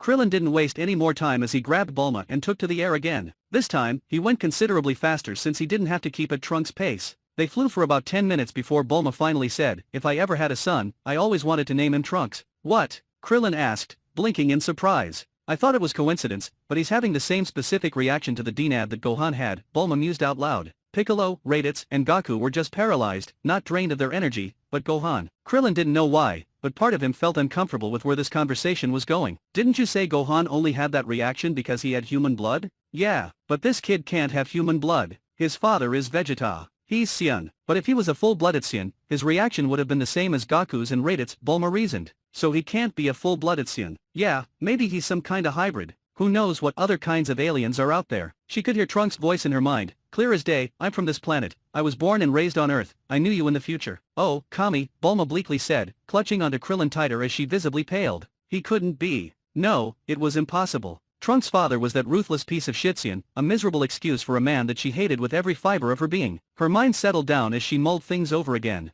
Vegeta was the only piece of the puzzle that didn't fit, and he was a large enough piece to dismiss the entire theory altogether. Bulma? What's wrong? Krillin asked in concern. Nothing. Are you so Krillin suddenly stopped in midair as the outskirts of West City finally came into view. His jaw went slack at the sight of smoke and the smell of death already reaching him. Worse than that, though, he could feel the energy levels of two members of the Ginyu Force. Being this close to them, he could feel just how powerful they were. He gulped, he had never felt anything like it in his entire life. Why'd you stop? Bulma asked, looking over her shoulder in the direction Krillin was staring at. She gasped at the sight of her home city in a state of destruction. I know, Krillin said, tightening his grip on his rifle in trepidation. Capsule Corp was in West City, so there was no getting around it. He had to go right in the middle of things, and he had to do it fast. He gulped again, deep down wishing Goku had suggested Piccolo or Raditz to accompany Bulma and Trunks instead. But then, I would have to help them fight the Ginyu Force head-on. Man, a guy just can't win around here, Krillin dismally thought. Alright, he said, nodding a little, they're not expecting us. So we'll just have to sneak in, lay low, get what we need and then come back. Sounds easy enough, Bulma said as Krillin descended enough to stay low to the ground, just as Vegeta told him. Yeah, well, here goes nothing. Captain Ginyu crossed his arms over his broad chest, chuckling as he watched Rikum effortlessly level another huge building in downtown East City. His orders were as short as they were clear, capture Trunks, and bring the boy back to meet his final fate. Freeza hadn't sent them in blind, he had given them a potent solution of the ancient mineral Niteryde to neutralize Trunks' strength. The plan was simple. Guldo could freeze time, go and sink the needle with the Niteryde into Trunks, and then they would take the boy and deliver him to Freeza. The captain stood perfectly still as humans ran all around him in complete terror. He watched them with amusement while Rikum continued destroying their city. He himself wasn't participating in the purge, but he was enjoying himself nonetheless. After all, if the boy was truly on this planet, then the purge would flush him out, one way or the other. He looked over to the side where Guldo fired a blast at some people who were running away from the destruction. Hurry it up, he ordered both of his men. I want to get back to some work I was doing on planet Eugen, so let's quicken the pace. Yes, Captain, Guldo and Rikum both answered. They both started packing more energy into their attacks, and soon, East City consisted of rubble, fire, corpses and smoke. The captain smiled in approval. Now that was more like it. Well, he boomed, it doesn't seem like our friend is here. Let's move on, men. Time is of the dash. Suddenly, a light activated on all of 3 scouters. They all immediately turned around to see Piccolo hovering in midair. The Namekian's ki was spiking in a powerful white aura that surrounded him. The captain reached up to his scouter to get a read on the new threat. A Namekian on this planet, he mused. How intriguing. You all have done enough, Piccolo growled, clenching his fists as his power level kept rising, making the scouters of the Ginyu Force keep running. Is that so? The captain challenged, surprised but not intimidated in the least by the strength of the Namekian hovering in the air over him. That's right, Piccolo affirmed, a slow smirk spreading over his face. He raised 2 fingers up to his forehead, blue sparks shooting up around him as he rapidly summoned up an extraordinary amount of energy. And your welcome has just run out. Before the captain could respond, 3 full-blooded Saiyan suddenly attacked from out of nowhere, swarming Rikum and Guldo from behind and catching them completely off guard. Vegeta wasted no time as he targeted Guldo, violently wrenching his head off from behind before the warrior could even fully turn around. Not too far from him, Gaku and Raditz both teamed up on Rikum, with Raditz burying his knee into his back while his younger brother, in all his Kaioken glory, delivered a hard kick right to Rikum's neck. The captain turned around just in time to see Guldo's lifeless body fall to the ground as Rikum fell to his knees.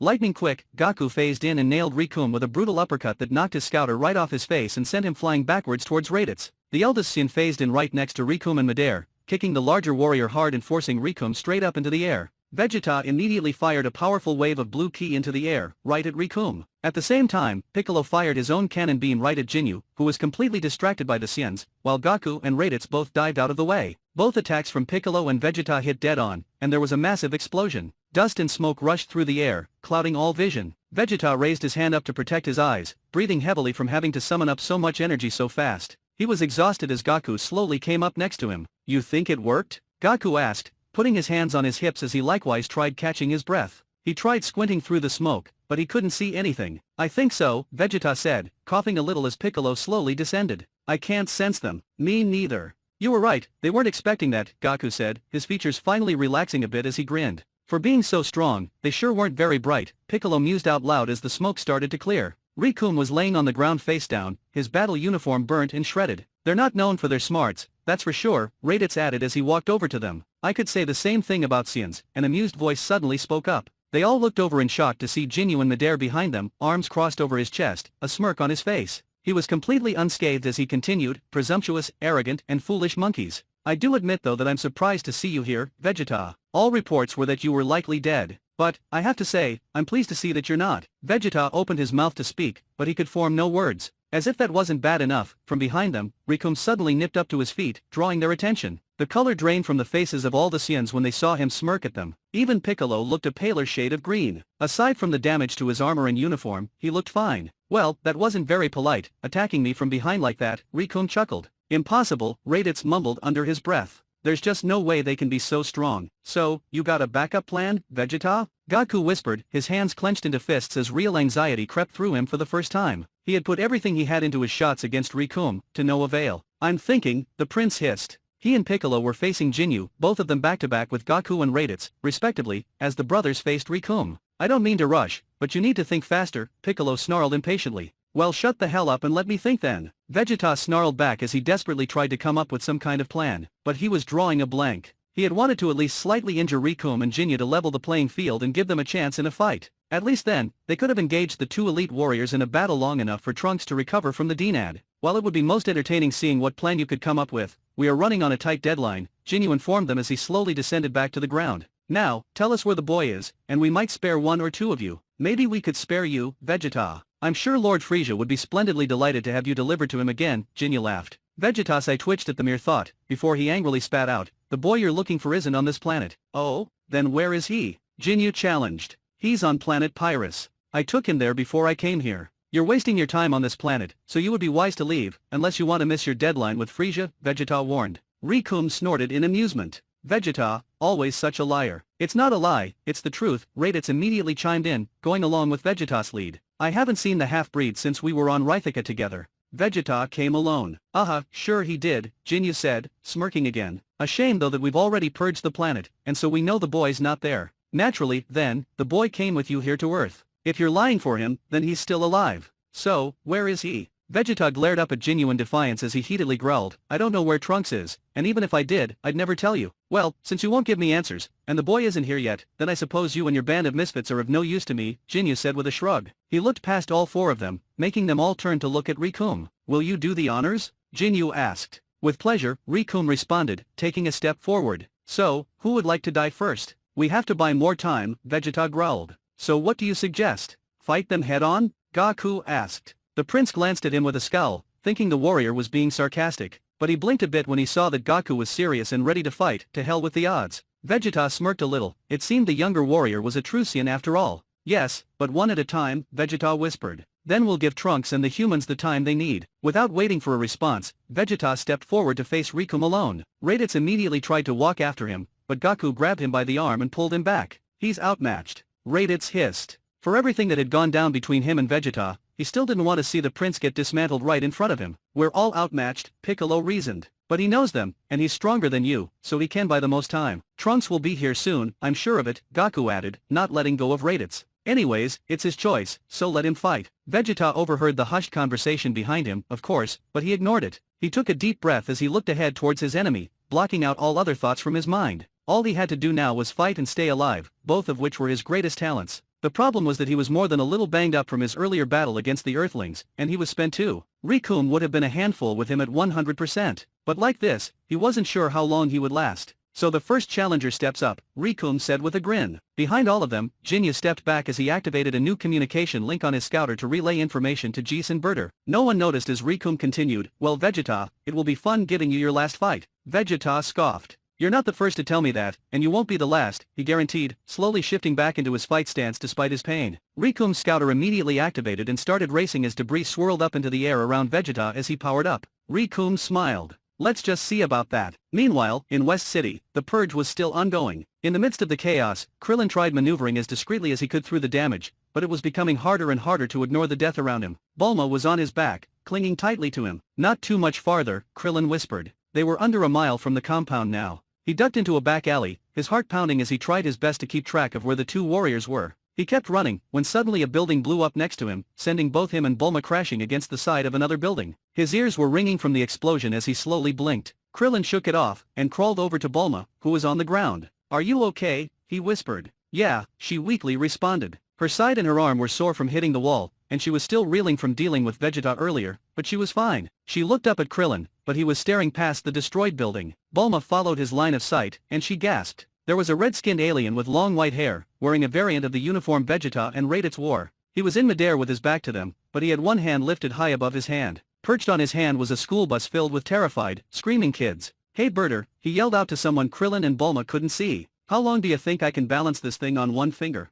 I don't know, jeez. Why don't you find out? I'll time you, came the laughing reply. Krillin looked back at Bulma, visibly struggling to keep himself in check. I have to do something to help, but you can't save them without showing yourself. Bulma exclaimed. Look, Krillin, just think about this, okay? We can wish everyone back. Right now, we have to help Trunks. You have to help who? Bulma and Krillin both spun around in shock, coming face to face with a blue, lizard-like alien who was smirking at them. The alien's eyes settled on Krillin as his smirk spread. He raised his hand up and playfully tapped his green scouter with one finger. Should watch those emotions, they'll get you caught every time, the alien snickered. The captain mentioned that the Earth had some fighters. While you're not very impressive, he did say that the boy were looking for his name Trunks. Would that be the same Trunks you were just talking about? Neither Krillin nor Bulma responded. Behind them, up in the air, Jis laughed. Guess they got speaking problems now, UI Berter? Best make 'em talk. I'm most curious about what they meant about wishing someone back. The captain and Lord Freeza would both love to know about that. Oh, shit, both Bulma and Krillin thought bleakly to themselves.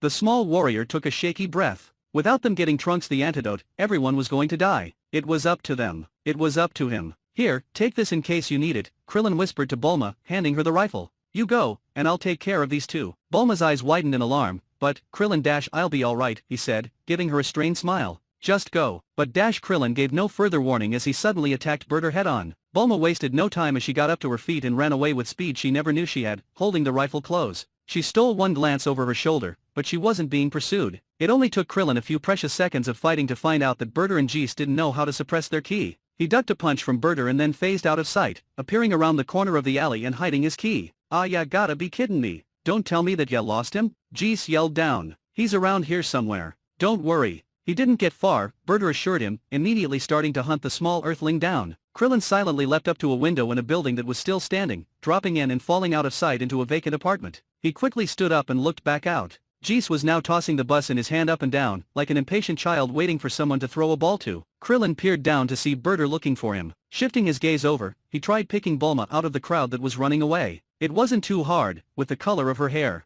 Slowly, Krillin took a deep breath. It was now or never. Determined now, he climbed back out the window, leapt up to the roof, and then squatted down. Pulling his hand back, a destructo disc blade of ki formed over his hand. Before Gee's scouter had even registered the spike in power, Krillin had already unleashed his attack with as much speed as he could manage. Gee's scouter took 1 second too long to activate, and when he turned around towards the source of power, he was immediately decapitated by the destructo disc. The kids all screamed as the bus suddenly plummeted almost 10 stories to the ground. Instead of the crash and immediate death they were expecting though, the free fall slowed down, before the bus dropped again to the ground, this time, only a few feet. Standing outside of the bus, Krillin panted as he stepped back. He turned around to sneak off and find Bulma, when Berter suddenly appeared out of nowhere right behind him. Bad move, Berter taunted. With that, he fired a vicious ki blast into Krillin's back, and it exited from his chest, to the horror of the children watching inside the bus. Krillin slowly sank to his knees. He just managed to bring one hand up to his chest and feel the warm blood on his fingertips, before he finally collapsed. Berter kicked the fallen warrior a little to make sure he was dead, and then took a look over at his comrade's decapitated form. Without a word, he spun around and walked away, activating his scouter to talk to the captain. Vegeta was pulling out every last strategic maneuver he knew as he fought for his life, but Rikum was wearing him down. The more he powered up, the easier it seemed that Rikum knocked him back down. The prince was panting, blood in his throat as he took a ferocious beating. He couldn't last much longer at this pace. As if sensing that very thing, Rikum effortlessly caught a desperate kick aimed at his head in their midair fight. With one motion, he grabbed Vegeta's ankle with one hand, rapidly descended back down, and then brutally slammed Vegeta face first into the ground as hard as he possibly could. He used so much force that the concrete ground exploded on impact, a noticeable crater forming in its place as smoke rose into the air. Raditz growled and made a move again to advance, but Goku and Piccolo both grabbed him before he could. "You can't get involved," Goku whispered to him. "He's going to kill him." "And what are you going to do?" Piccolo snapped harshly. "Vegeta is stronger than you, and he's losing. You can't do anything. And besides, Vegeta still has it out for you, or have you forgotten that?" "Neither of you understand," Raditz hissed in frustration, wrenching himself free from their grasp.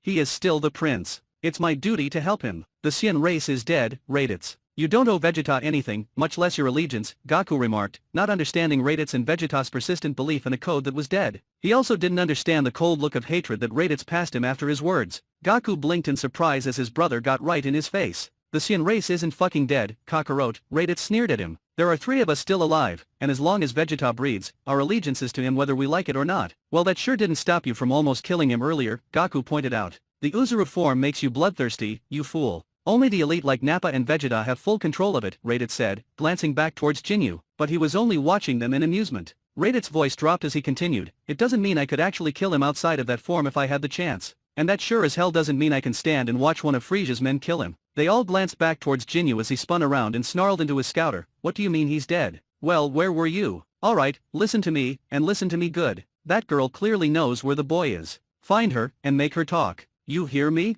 Don't make me have to go over there and fix your mess." Piccolo cursed under his breath. "Damn it. That doesn't sound good. Something must have happened." They all looked over as Rikum stood up. With the smoke clear now, the large man brushed himself off. He peered down into the crater at the fallen prince, but Vegeta had yet to move from where he landed. Rikum reached down and grabbed Vegeta by the ankle again, dragging the Saiyan's battered and limp form out of the crater before lifting him up. "So much for a challenge," Rikum snorted, inspecting the bloodied, upside-down, and unconscious Saiyan prince. He extended his free hand out, aiming it down over Vegeta's face, and it started to glow with ki. "Well, it's been fun, Vegeta. But fun doesn't last forever." Right as he was about to fire, Raditz shot in and surprised Rikum with a hard kick right to the face. Rikum stumbled back in shock, dropping Vegeta immediately before falling down himself. Raditz landed on his feet, his eyes wide with surprise at his own actions. He had just reacted, years of looking out for Vegeta kicking in out of pure instincts. After all, he had meant what he said. It was one thing to be in the Uzuru form and fight Vegeta to help protect his newfound family. It was quite another to just stand by and watch him fall against Frieza's soldiers. Maybe part of him also wanted to redeem himself in Vegeta's eyes for his earlier betrayal. He didn't know, but it was too late to back down now. Looking over his shoulder, he saw Goku right behind him, kneeling down next to Vegeta as he examined the prince who was coughing up blood.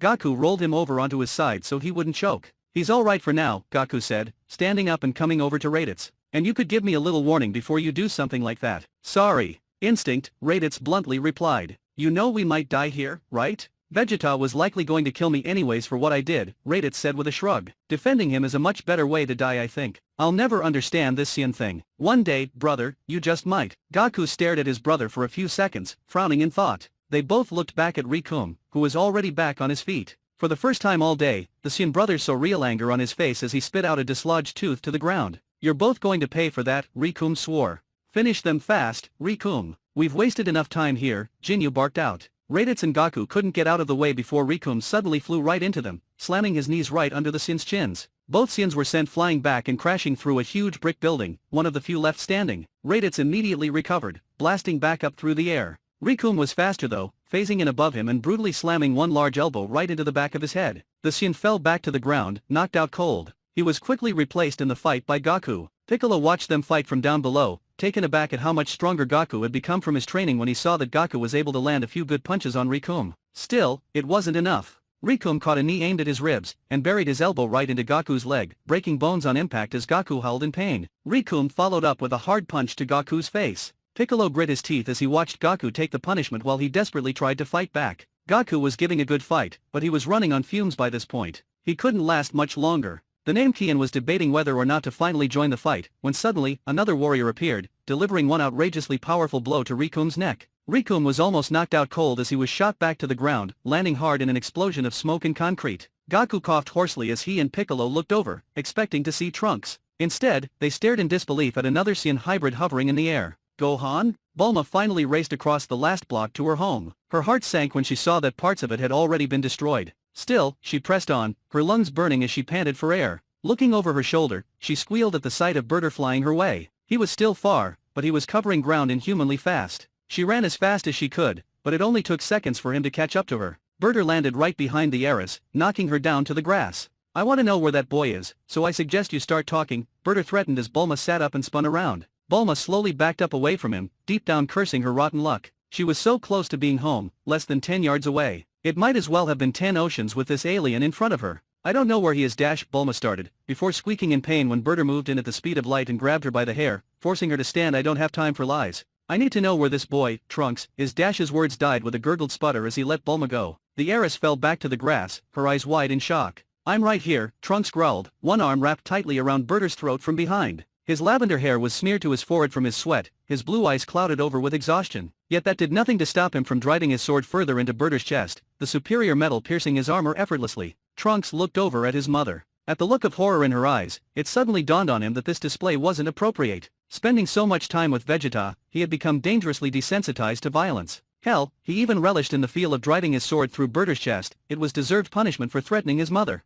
Slowly now, Trunks withdrew his sword. Berter collapsed in a lifeless heap at his feet while Trunks looked at Bulma, unaware of the blue blood smeared on his sword and jacket. Trunks? Bulma weakly asked. The antidote, he rasped out. Get it for me. Now. Bulma didn't need to be told twice as she quickly got up and ran off inside. As soon as she did, Trunks' eyes drifted closed and he collapsed from sheer exhaustion, falling flat on his back. He thought he hadn't had any strength left, but once he felt Vegeta's key signature drop, he forced himself to dig deep and move by sheer will alone. He had figured that he could meet Krillin and Bulma halfway back to shorten the time. Instead, he had stumbled upon a purged West City and felt Krillin's key signature drop. Faced with the very real possibility that he could lose both of his parents on the same day, he had pushed on, and now he had nothing left. Trunks barely noticed when Bulma knelt down next to him a few minutes later. She grabbed his hand and pulled up the sleeve of his jacket, before inserting a needle into his wrist. I'm sorry that took a bit. The labs were destroyed, but luckily there was enough left so I could mix you up a stronger antidote. This should completely reverse the effects of the DNAD in just a few minutes. Trunks gave a small nod, not opening his eyes.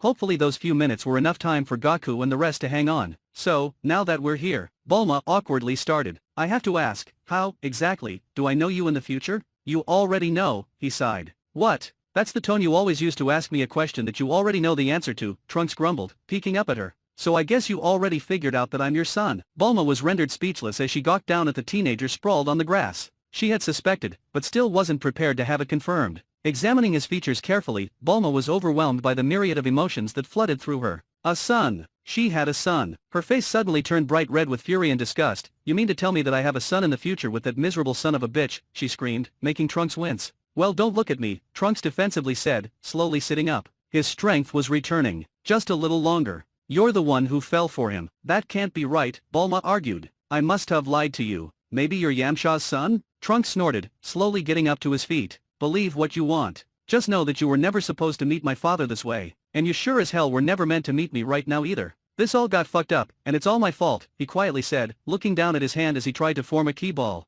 Just a few more seconds. At the self-hatred in his voice, Bulma's eyes softened. Motherly instincts she never knew she had suddenly crawled to the surface as she reached for his arm. Trunks. The teenager pulled his arm away. Look, it doesn't matter. Right now I have to help them, so stay inside, and don't come out unless I tell you it's me, he ordered, unconsciously adopting the authoritative tone of his father. But Trunks cut her off by firing a key blast right at Berter's dead body, disintegrating it on contact and leaving a crater in its place. A split second later, his powerful golden Super Saiyan exploded around him. Bulma reached for him again, but he ignored her as he blasted off into the air, racing towards the remaining key signatures he could feel. So much for being born in this timeline. Gohan? Gaku asked in bewilderment. Gohan blinked, finally coming out of his haze of fury. He had been hiding and watching the battle from afar, unwilling to follow his father's orders to stay away. He had been shaken enough knowing how strong Vegeta was and seeing him fall anyways, but seeing his uncle follow suit, and then his father getting soundly beaten, it was too much, and he had snapped. The little boy looked over to see that Gaku was staring at him in blank shock. Down below on the ground, Piccolo was matching his expression. Knocked down by a child of all things, Captain Jinya sighed in irritation as Rikum slowly sat up. You are close to being replaced on the force, Rikum. Sorry, Captain, Rikum grumbled. I'll take care of it. Tell you what. I'll give you a hand, Jinya said, earning shocked looks from the Earthling warriors. The captain smirked. After all, it's getting quite boring being on the sidelines. Gohan, get out of here, Gaku whispered, pushing the boy with one arm, forcing his son behind him. Down below, Jinyu and Rikum were both doing an odd dance with their feet as alternated poses in preparation for fighting together. Piccolo's antenna twitched at the display while Gaku and Gohan looked on in confusion. The name Kian suddenly phased out of sight, appearing not too far from Gaku. Bored on the sidelines too? Gaku quipped.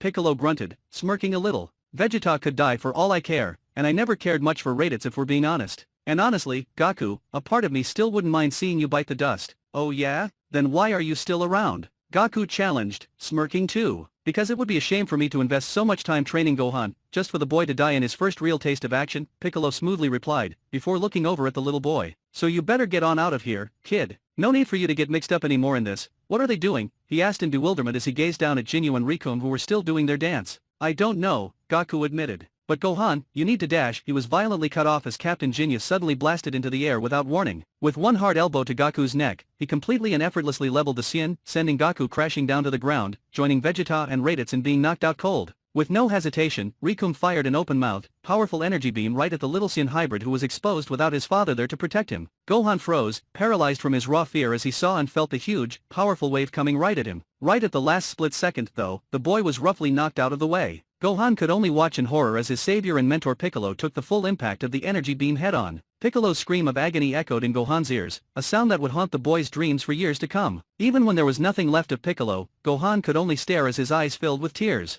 Piccolo, the same Piccolo who had rebuffed his attempts at kindness, who had only given him a look of disdain when he asked if they could become friends, had just died to protect him. Damn. I was aiming for the kid, and the name Kian got in the way, Rikum laughed. A noble sacrifice indeed. Captain Jinya noted, looking over at the little boy who was the last man standing for the Earthlings. A pity it will be in vain, since everyone here is going to die anyways. Gohan slowly turned around, his small frame shaking with rage, his ki skyrocketing as he set his sights on Rikum. The boy couldn't control himself, and he was about to fly down and fight to his death if necessary, when Trunks suddenly phased in right behind him. The Elder Saiyan hybrid quickly grabbed Gohan with one arm around his midsection, pulling the boy firmly back against his chest before he could fight. Easy, kid. Calm down, Trunks ordered, even though Gohan was thrashing in his hold as he desperately tried to break free. Trunks' grip was unyielding though, and Gohan couldn't break it as he screamed in frustration. Trunks was slightly caught off guard with how much strength he had to use to restrain the boy as he soothingly whispered to him, I'm sorry that I didn't get here fast enough to save Piccolo, Gohan, but I won't let you die too. Not this time, Trunks silently added, as Gohan finally broke down into tears, sobbing miserably as his rage passed and grief overwhelmed him. Hey, you too, Trunks snarled dangerously, reaching up for his sword with his free hand, keeping his grip tight on Gohan with his other arm. My name is Trunks Briefs. I heard you guys were looking for me? Captain Jinyu and Rikum both glanced at each other in shock. Still in midair, the captain looked back at Trunks and reached up to activate his scouter. He let it run for a few seconds, before seeing a power level of just over 80,000. If Freeza hadn't given him a physical description, he wouldn't have believed this was the kid they'd been looking for. The captain angrily hissed under his breath in his foreign language. The boy must have been holding his true power back. He needed a plan. Glancing down at Rikum, he opened a telepathic link with his comrade and gave him a simple order, distract Trunks so the captain could sink the Enrihi into him. Rikum nodded as Jinyu looked back at Trunks. I'm going to make it real simple for you, kid. You come with us, and we'll spare that boy and the rest of your planet's population, along with your friends down below. You refuse, and we'll take you anyways and kill everyone. What's it going to be? Trunks smirked. I refuse. So, I guess it's your move. Everything happened faster than anyone except Trunks could see. Rikum shot up into the air at his usual frightening speed, but he was stopped cold halfway when Trunks reached up with one hand, covered Gohan's eyes so he wouldn't see, and then launched his sword down at Rikum like a spear. It was too fast for Rikum to dodge as the sword impaled him in the throat. A split second later, Trunks effortlessly caught the needle thrown at him by Jinyu, only an inch from his neck. Jinyu gaped as Rikum's lifeless body hit the ground.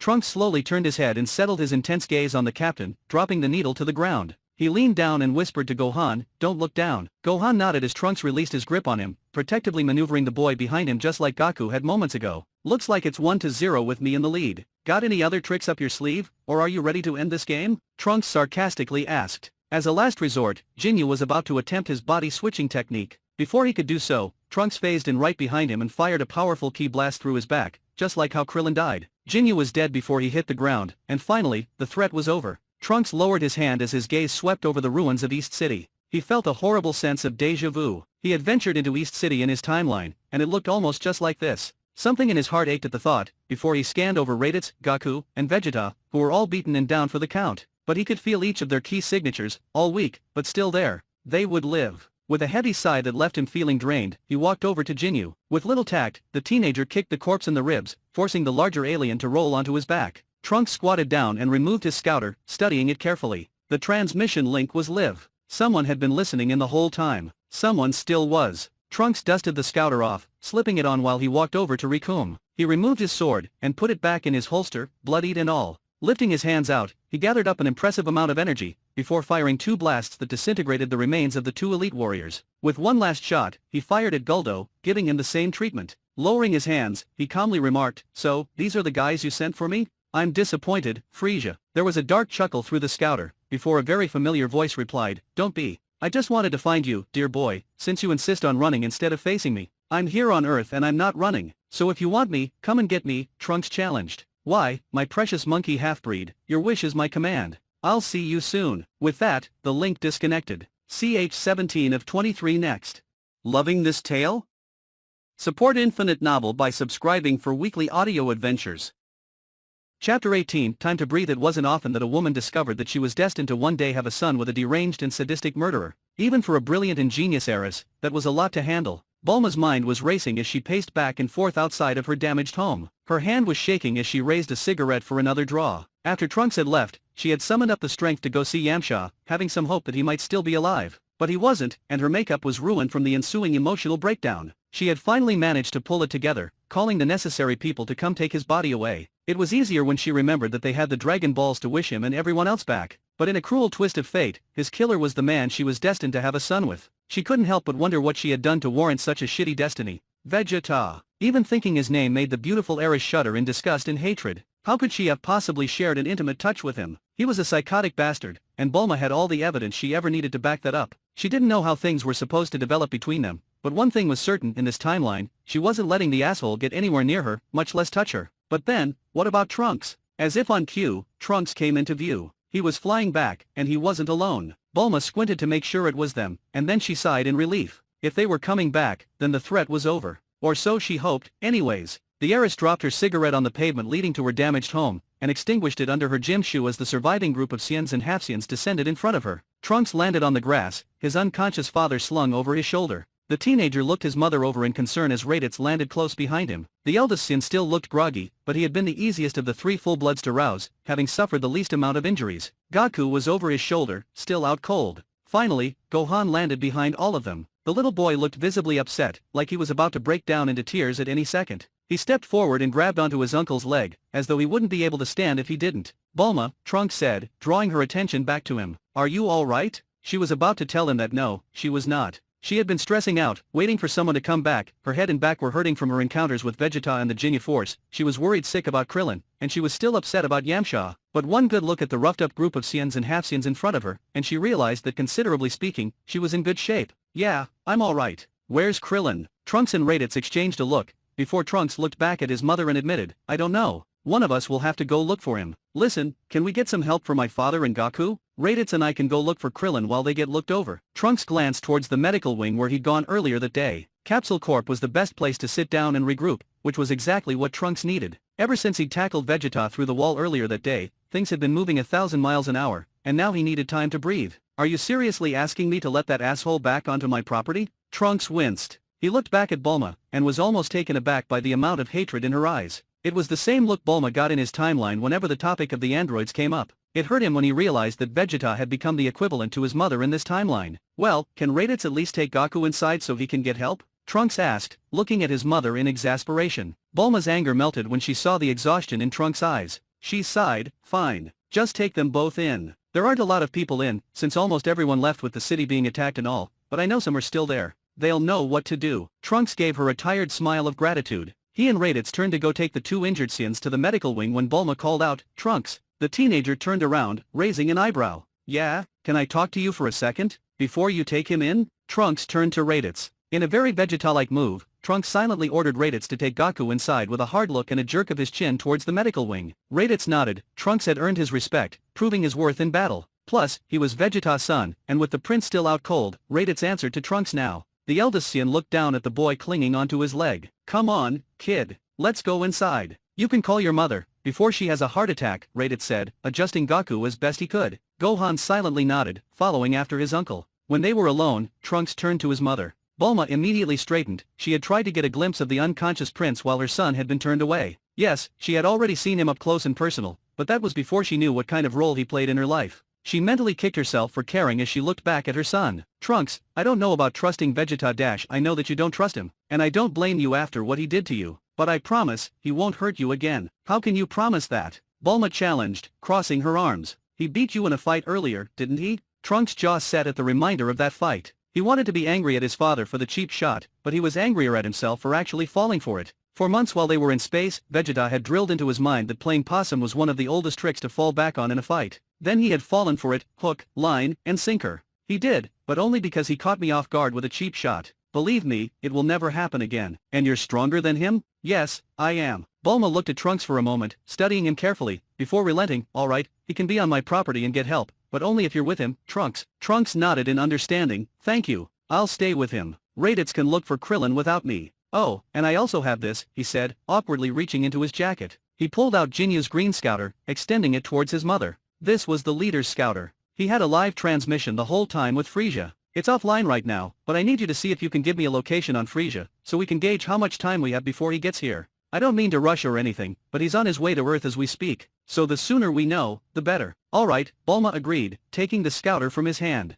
I know about the circuitry from Raditz's scouter, so I'll see what I can do. Hopefully I can get some info from this baby soon. Awesome. Thanks. Trunks went to turn away and briefly paused, looking back at her as she scrutinized the scouter. And for what it's worth, I'm sorry for what my father did to you and your friends. The heiress looked back up at her son. A son she would never have. She sighed. I'm sorry too, Trunks. Trunks walked away in defeat. She didn't need to tell him her train of thought. He could read his mother like a book. It hurt him to think he wouldn't be born, but his goals were to save this timeline, and then get back to his own timeline, in that order. If Earth could be spared the destruction he grew up in, then he supposed his existence was a small price to pay. Trunks had barely laid Vegeta down in the same room the prince was in earlier when Raditz came in. The Saiyan came right up behind the teenager as Trunks tried to rouse his father again, patting the side of his face. But the prince was still unresponsive to his efforts. How is he? Raditz asked, looking over the boy's shoulder. He'll be alright, as long as he gets some help soon, Trunks answered, frowning as he slid his fingers right under Vegeta's jaw to feel his pulse. He would have been a lot more worried, had he not seen Vegeta suffer through so much worse at the hands of the Tuffles and Freeza. If all of that hadn't killed him before he could get help, then this surely wouldn't either. I'll get someone to come check him. Alright, Trunks sighed. How's Goku? Still out. Broken leg, other busted bones. Not bad, considering. He's getting checked out now. It's a good thing the fool is unconscious or he would be having a fit with the needles, Raditz snorted, rolling his eyes as he remembered the last time Goku had required medical attention. He never thought he could be so ashamed of his younger brother until that day. I also called his woman to come see him and Gohan. And you? Are you okay? Raditz scowled at the question, not pleased with how easily he had fallen in battle. Sounding impatient, he bit out, I'm on my feet, aren't I? Good. You can go look for Krillin then while I stay here. Krillin's dead, kid, Raditz bluntly spat out. You know it, and I know it. I don't know why I have to, Raditz, just, Trunks growled in exasperation, running a hand up through his hair. He was struggling to keep his patience as he snapped, just look for him, alright? He might just be hurt or knocked out or something. It won't hurt to look, so just do it. And while you're at it, see if you can get some senzu beans too, for my father and Gaku. Well, I'll go look for Krillin, but there are no more senzu beans. Korin gave me the last one he had earlier today, the one I gave to Vegeta. Of course there are no more beans, Trunks bitterly thought to himself. That would mean something would actually be going right for a change. Fine. Just go then, get out of here, Trunks ordered, his tone clipped as he looked back down at his father. Raditz frowned and walked out of the room, grumbling under his breath. They really are related. Trunks heard him, and looked over his shoulder in surprise. What was that supposed to mean? Before he could make any sense of it, a doctor and nurse came in. Trunks stepped back, and then tried not to hover as they tended to his father. He finally forced himself to turn around and walk out of the room, Raditz's words ringing in his ears. He had been with his father for months and months in space, and up until now, he hadn't thought much about how Vegeta was changing him. He loved and respected his father, yes, but he did not want to be like him. Trunks rubbed the back of his neck awkwardly, reflecting on himself lately and not liking what he was seeing. Trunks was going to step outside for fresh air to clear his mind, when he caught sight of Gohan. The little boy was sitting in a chair outside of Gaku's room, his knees drawn up to his chest, his chin resting on his knees. Trunks smiled a bittersweet smile. It was great seeing Gohan again, even if the boy had no idea who he was. Hey kid, how you doing? Gohan looked up in surprise when the older Saiyan hybrid sat down in the chair next to him. The boy eyed Trunks warily. At first he thought Trunks was the enemy. Hell, Trunks had even cut off his tail with no hesitation. But then he had protected him against the Ginyu Force, so now Gohan wasn't quite sure what to think. He relaxed a little bit though when he saw the genuine smile Trunks gave him. I'm okay. They're helping my dad, Gohan answered, resting his chin on his knees again. They're helping my dad too. They should both be okay though. They're pretty tough. There was a moment of silence between them, before Trunks added, I'm sorry about your tail, by the way. I was just protecting my dad. No hard feelings? Gohan nodded, keeping his eyes ahead. After watching Gaku getting pulverized by Rikum, he definitely understood what it must have been like for Trunks. He would have absolutely done the same thing if the situation had been reversed. No hard feelings. My mom never liked my tail anyways. Trunks smirked. I bet. I'm sorry I helped hurt your dad, Mr. Trunks. He was just, kinda scary, Gohan reluctantly admitted, as though fearing Trunks' reaction to his words. To his surprise though, Trunks laughed out loud. The little boy had no idea that his future counterpart had told Trunks the exact same thing in their alternate timeline, that Vegeta had scared the hell out of him when they first met. My dad can definitely be scary, that's for sure, but he's a good guy, if you look deep enough. And just call me Trunks. I'm not that old to be going by Mr. yet. Oh, okay, Trunks. Gohan looked away, and Trunks' smile slowly disappeared. You're thinking about Piccolo, aren't you? He asked, reading the boy perfectly. Gohan lowered his eyes to the floor. He released a deep sigh that carried the hurt of an old man looking back on his life with regret. He could feel the tears stinging the back of his eyes. While he easily held them back, he didn't trust his voice to answer, so he stayed silent. You know, Gohan, I had a mentor once too. He was killed one night in a fight, and I couldn't stop it from happening because he knocked me out beforehand, Trunks quietly admitted. Gohan's breath caught in his throat as he looked at the older boy. So I know how you feel, kid. I know exactly how you feel. It's not fair, Gohan choked out. Trunks put his hand on the back of the boy's neck, giving a comforting squeeze. I know. Both Saiyan hybrids fell into silence for a while, each drawing comfort from the other in different ways. Trunks was starting to zone out, his thoughts slowly drifting towards the inevitable confrontation with Freeza, when Gohan stood up. That's my mom and my grandpa, the little boy exclaimed, finally breaking a smile as he ran over to a window to peek outside. Sure enough, he caught sight of Chi-Chi and the Ox King pulling up in front. Gohan waved to them as Trunks stood up. That's great, kid, Trunks absent-mindedly said, his thoughts clouded with thoughts of destiny and screwed-up timelines. He was turning around to go see how his father was doing when Gohan called out to him. Hey, Trunks. HN, he replied, turning back halfway. Thanks, Gohan said, giving him a smile of appreciation. Trunks cracked a small smile in return. Any time. After getting stitched up and taking some meds of her own, Bulma got to work. It was a couple of hours later, and the heiress was tinkering with Jinyu's scouter in one of her intact laboratories. The scouter was much more advanced than Raditz's scouter, and she had just hit a roadblock in her progress. She was so close to getting the encrypted data. It didn't help that she was on edge, expecting explosions to randomly start up again, or that she had on the newscast in the background, reporting all the damage that the Ginyu Force caused. Minutes later, she walked into her kitchen to retrieve Raditz's scouter. It would be a good starting point to figuring out Jinyu's scouter. She found the old scouter right where she left it, on the kitchen table where she had been sitting with Yamcha. Yawning, she grabbed the scouter, and was going to walk back out when she noticed something on the floor. She blinked in surprise, before reaching down to the floor.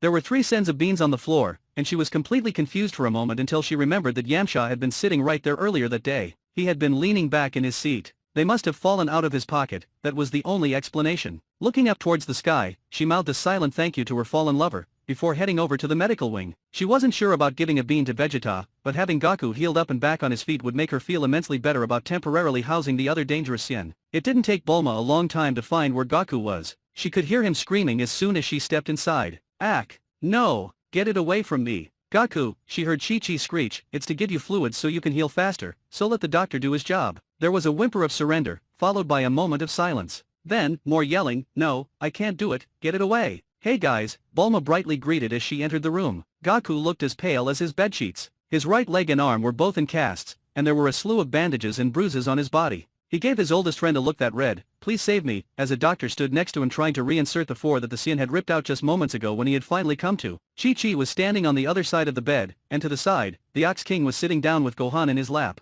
They both were wearing blushes of embarrassment. "Bulma, will you please tell this man to stop behaving like a child?" Chi-Chi yelled, pointing down at her husband while she did. She spun back to glare down at Goku, who winced at her look. "I would like my husband back any time now." "Ah, come on, Chich," Goku whined, eyeing the needle out of the corner of his eye. "I'm a Saiyan, and Raditz said we heal much faster than humans. I don't need that thing. Your brother also said there's some psychotic, crazy Freezer alien man coming to Earth. I know you want to fight him, but you need to heal first." "Actually, that's where I can help," Bulma cut in. She held up a senza bean, and Goku's eyes immediately lit up. Bulma grinned and tossed it to him, and he caught it with his good hand. "There. Now you can go back to your training with the gods or whatever it was that you've been up to lately." Goku chewed the bean, eagerly swallowing it. 10 seconds later, he was tearing the casts and bandages off. He stood up, raising one arm in front of him and clenching his fist tightly. He grinned, "Thanks, Bulma, that really hit the spot. Wow, I feel fantastic. Man, Raditz wasn't kidding when he said we get stronger after every fight." He laughed as Chi-Chi hugged him right as Gohan charged into him. "You need to train harder so you don't get so injured," Chi-Chi sighed.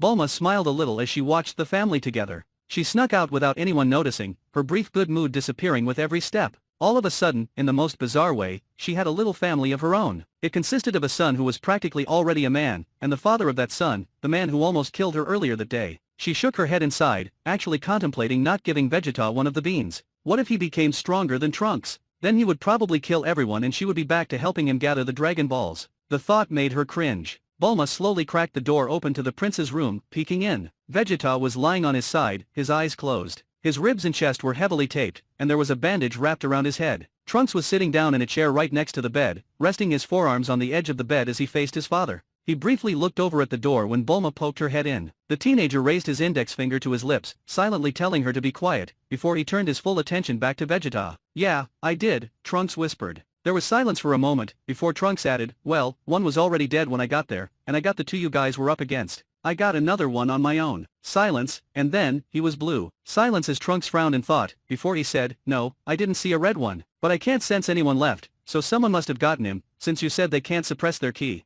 Bulma was intrigued as she fully entered the room. No matter how she looked at the scene in front of her, it looked like Trunks was talking to himself. Vegeta looked like he was still out cold, but Trunks was having a real conversation with him. She had heard Raditz mention telepathy a few times, but had never actually seen it at work. The young heiress leaned back against the wall, folding her arms in front of her, watching them both in amazement as Trunks leaned in closer to the prince. Trunks blinked in surprise, before a faint smile spread over his face. "Yeah, I'm alright," he quietly answered. "It's out of my system." Silence, and then, "Yeah, I'm sure." Silence, and then a heavy sigh from Trunks as his smile disappeared, worry coming over his features. The teenager reached out, putting a hand on the side of Vegeta's neck as though to keep him grounded. "Father, Nappa died a while ago. Remember? You killed him." A noticeable scowl came over Vegeta's face at that while Bulma blinked in disbelief. She didn't know what blew her mind more, that Vegeta seemed to be some kind of serial killer alien, or that Trunks already knew that and didn't seem to care. Then again, Trunks didn't seem older than 20. He was young and impressionable, and clearly Vegeta was being a horrible influence. He was corrupting her son, and she wasn't going to stand for it. "Trunks," she finally called out, wanting a word with him in private. Before Trunks could even look over at her, Vegeta flinched at the sound of her voice, rolled onto his back, and lifted a glowing palm in her direction. Trunks immediately grabbed his father's hand, forcing it back down right before his mother was blasted to death.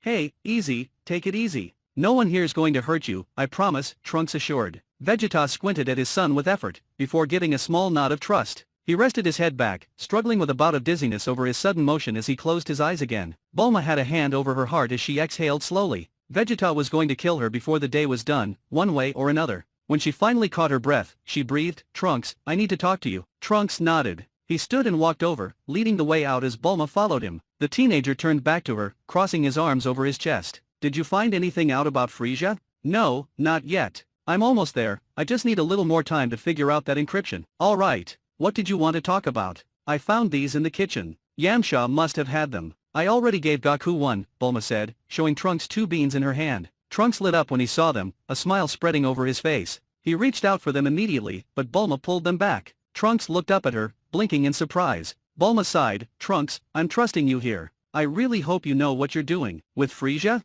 Well, yes, with him too. But I meant with Vegeta. Oh, he's just a little out of it right now, that's all, Trunks said with a careless shrug. He didn't know who you were, he was just acting on instinct. Don't hold that against him too much. How are you okay with what he does? Bulma finally demanded, putting her free hand on her waist. I'll have you know that he almost killed me, and that he killed Tien, Kitsu, and Yamcha right in front of me. I know what he's done, and he's done a lot worse, believe me. And that doesn't bother you? She asked in exasperation. Trunks sighed, glancing in through the small window at his father. Vegeta had already drifted off again, he could feel it in his ki. Turning back to Bulma, Trunks dropped his voice, speaking quietly. I didn't say that it didn't bother me, but there's a lot more to him than that. Hell, you're the one who used to always tell me there was more to my father than met the eye. Plus, at the end of the day, no matter how much of an asshole he can be, he's still my father. So can I please give him a bean so he's not hurting anymore? Please? Bulma hesitated only for a moment, before finally putting both beans in his hand. She didn't trust Vegeta, not one bit, but she trusted Trunks. Just be careful around him, okay? Trunks couldn't help but smile at her motherly tone. Don't worry. He's had the chance to kill me a few times now, but he hasn't, Trunks assured her. The heiress stared blankly at him. If that was his attempt to ease her worries, then he had failed. Before she could respond though, Trunks added, and let's just keep things between me and you, if you don't mind.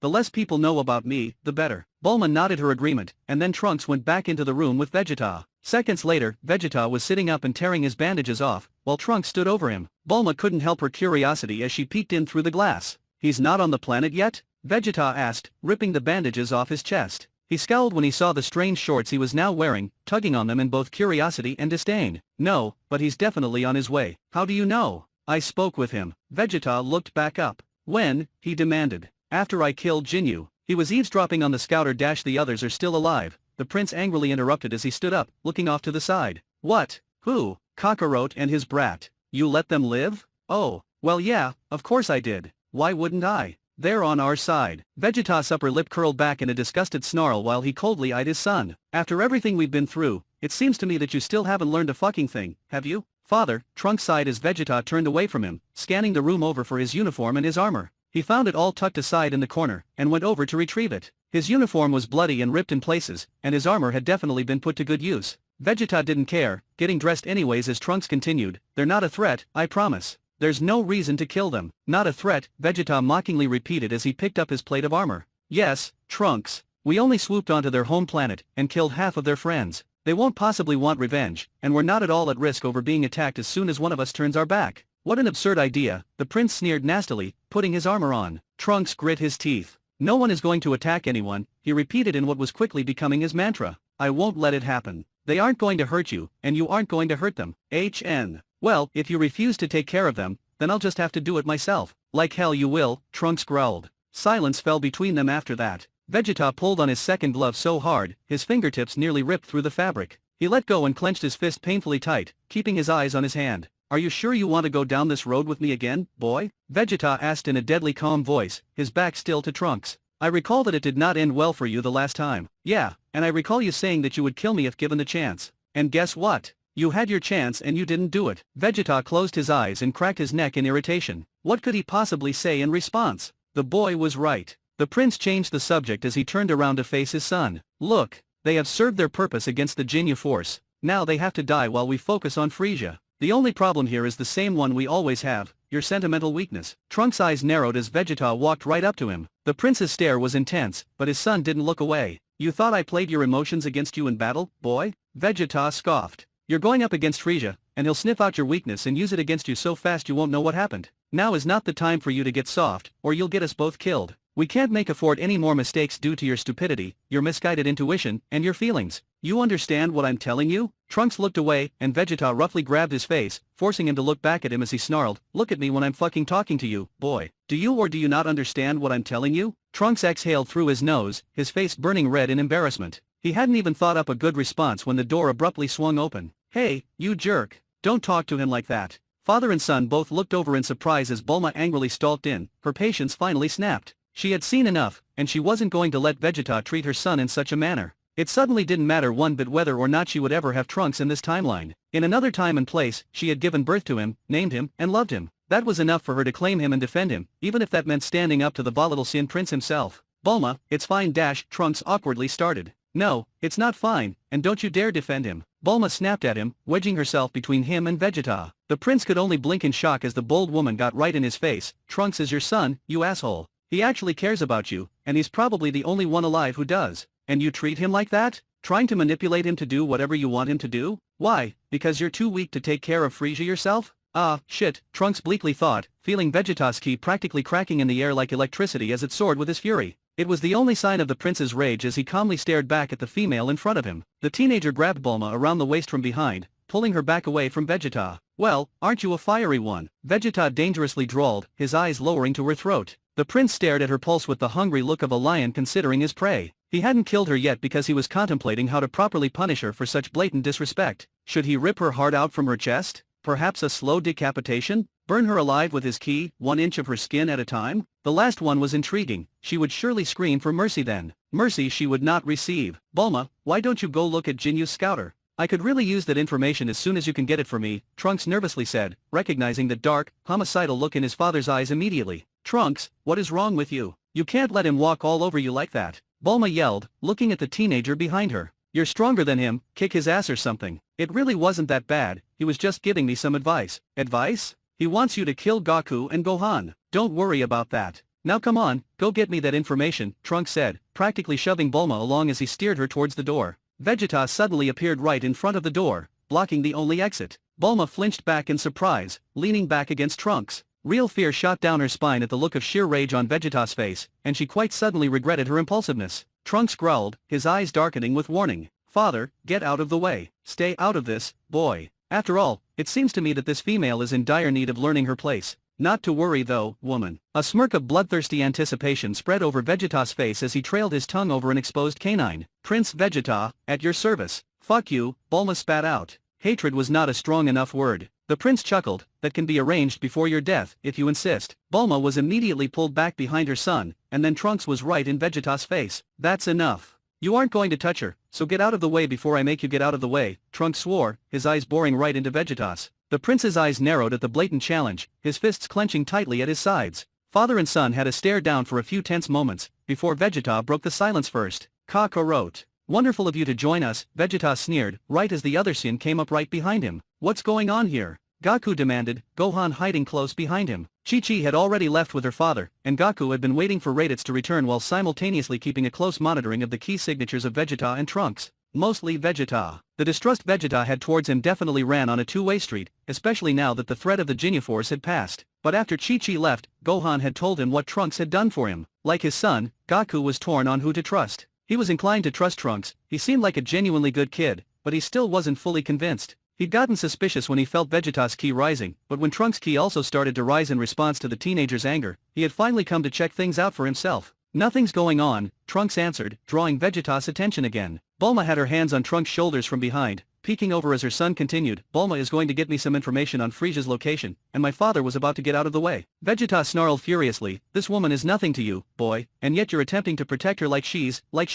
His words died, and the rage on his face slowly was replaced by confusion. He stared his son in the eye, and then shifted his scrutinizing gaze over to the woman behind him. Bulma could practically see the wheels turning in his head, and she ducked down so she was out of sight behind Trunks. Like she's related to him? Gohan innocently finished. Everyone turned to look at the little boy in shock, except for Trunks, who closed his eyes. He raised his hand and rubbed at his eyes, sighing as he did. What? Vegeta asked, glaring at the boy hiding behind Goku's legs. What the hell did you just say, boy? Gohan looked confused, as though he had just announced that 2 + 2 was 4, and no one had ever heard such a thing. He awkwardly scratched the back of his head. Didn't they already know? Well, aren't you, Trunks? Gohan asked, looking directly at the teenager in the room. I mean, you said your name was Trunks Briefs when you fought the Ginyu Force, right? Doesn't that mean you're related to Bulma? Gohan, hush, Goku ordered, not liking how Vegeta was staring at his son. There you all are, Raditz voice sounded out as he came into the now crowded medical room. Wow, you two got back up on your feet fast. So, I couldn't find Krillin, but Raditz, Goku cut in, and it was only then that his older brother noticed the tension in the room. Vegeta was blinking in astonishment, barely registering the arrival of his comrade.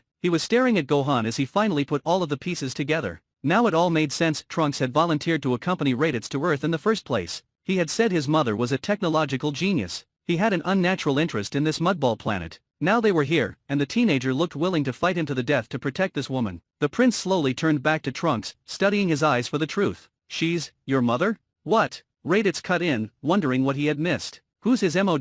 His words were cut off by Gaku's elbow hitting his ribs. Trunks hesitated for a moment, but he was in way too deep now. There was no point in denying anything any longer. He nodded as he quietly answered, yes, Bulma's my mother. But, how? Vegeta struggled for words, before he yelled out, that's impossible. I've never seen this female before in my life. That's because I'm not from this time. I'm from the future, Trunks finally admitted, earning stunned looks from all the full-blooded Saiyans in front of him. Vegeta in particular looked like he had just lost the ability to think as Trunks continued, my mother built a time machine, and I used it to come back into the past to warn all of you. Whoa, so you're actually here from Earth? And from the future? That's wild. Gaku exclaimed. Trunks sighed. I'll explain everything. And he did. Trunks told them as much as he could about what should have happened in this timeline. Then he told them about the true reason for his visit, warning them about the arrival of the androids. He told them about Gaku's heart virus in the future. He told them that they were all supposed to die except Bulma and Gohan. He told them that he had lost the heart virus antidote in space, and that his time capsule had been destroyed, so he was stuck in this time for now. 10 minutes later, Bulma was lightly massaging Trunks' shoulders from behind, taking subtle glances at Vegeta while she did. Raditz was eyeing his brother awkwardly, now fully aware of how their first encounter with each other should have gone. Gaku was standing at the window, blankly gazing out, trying to come to terms with the fact that he was the one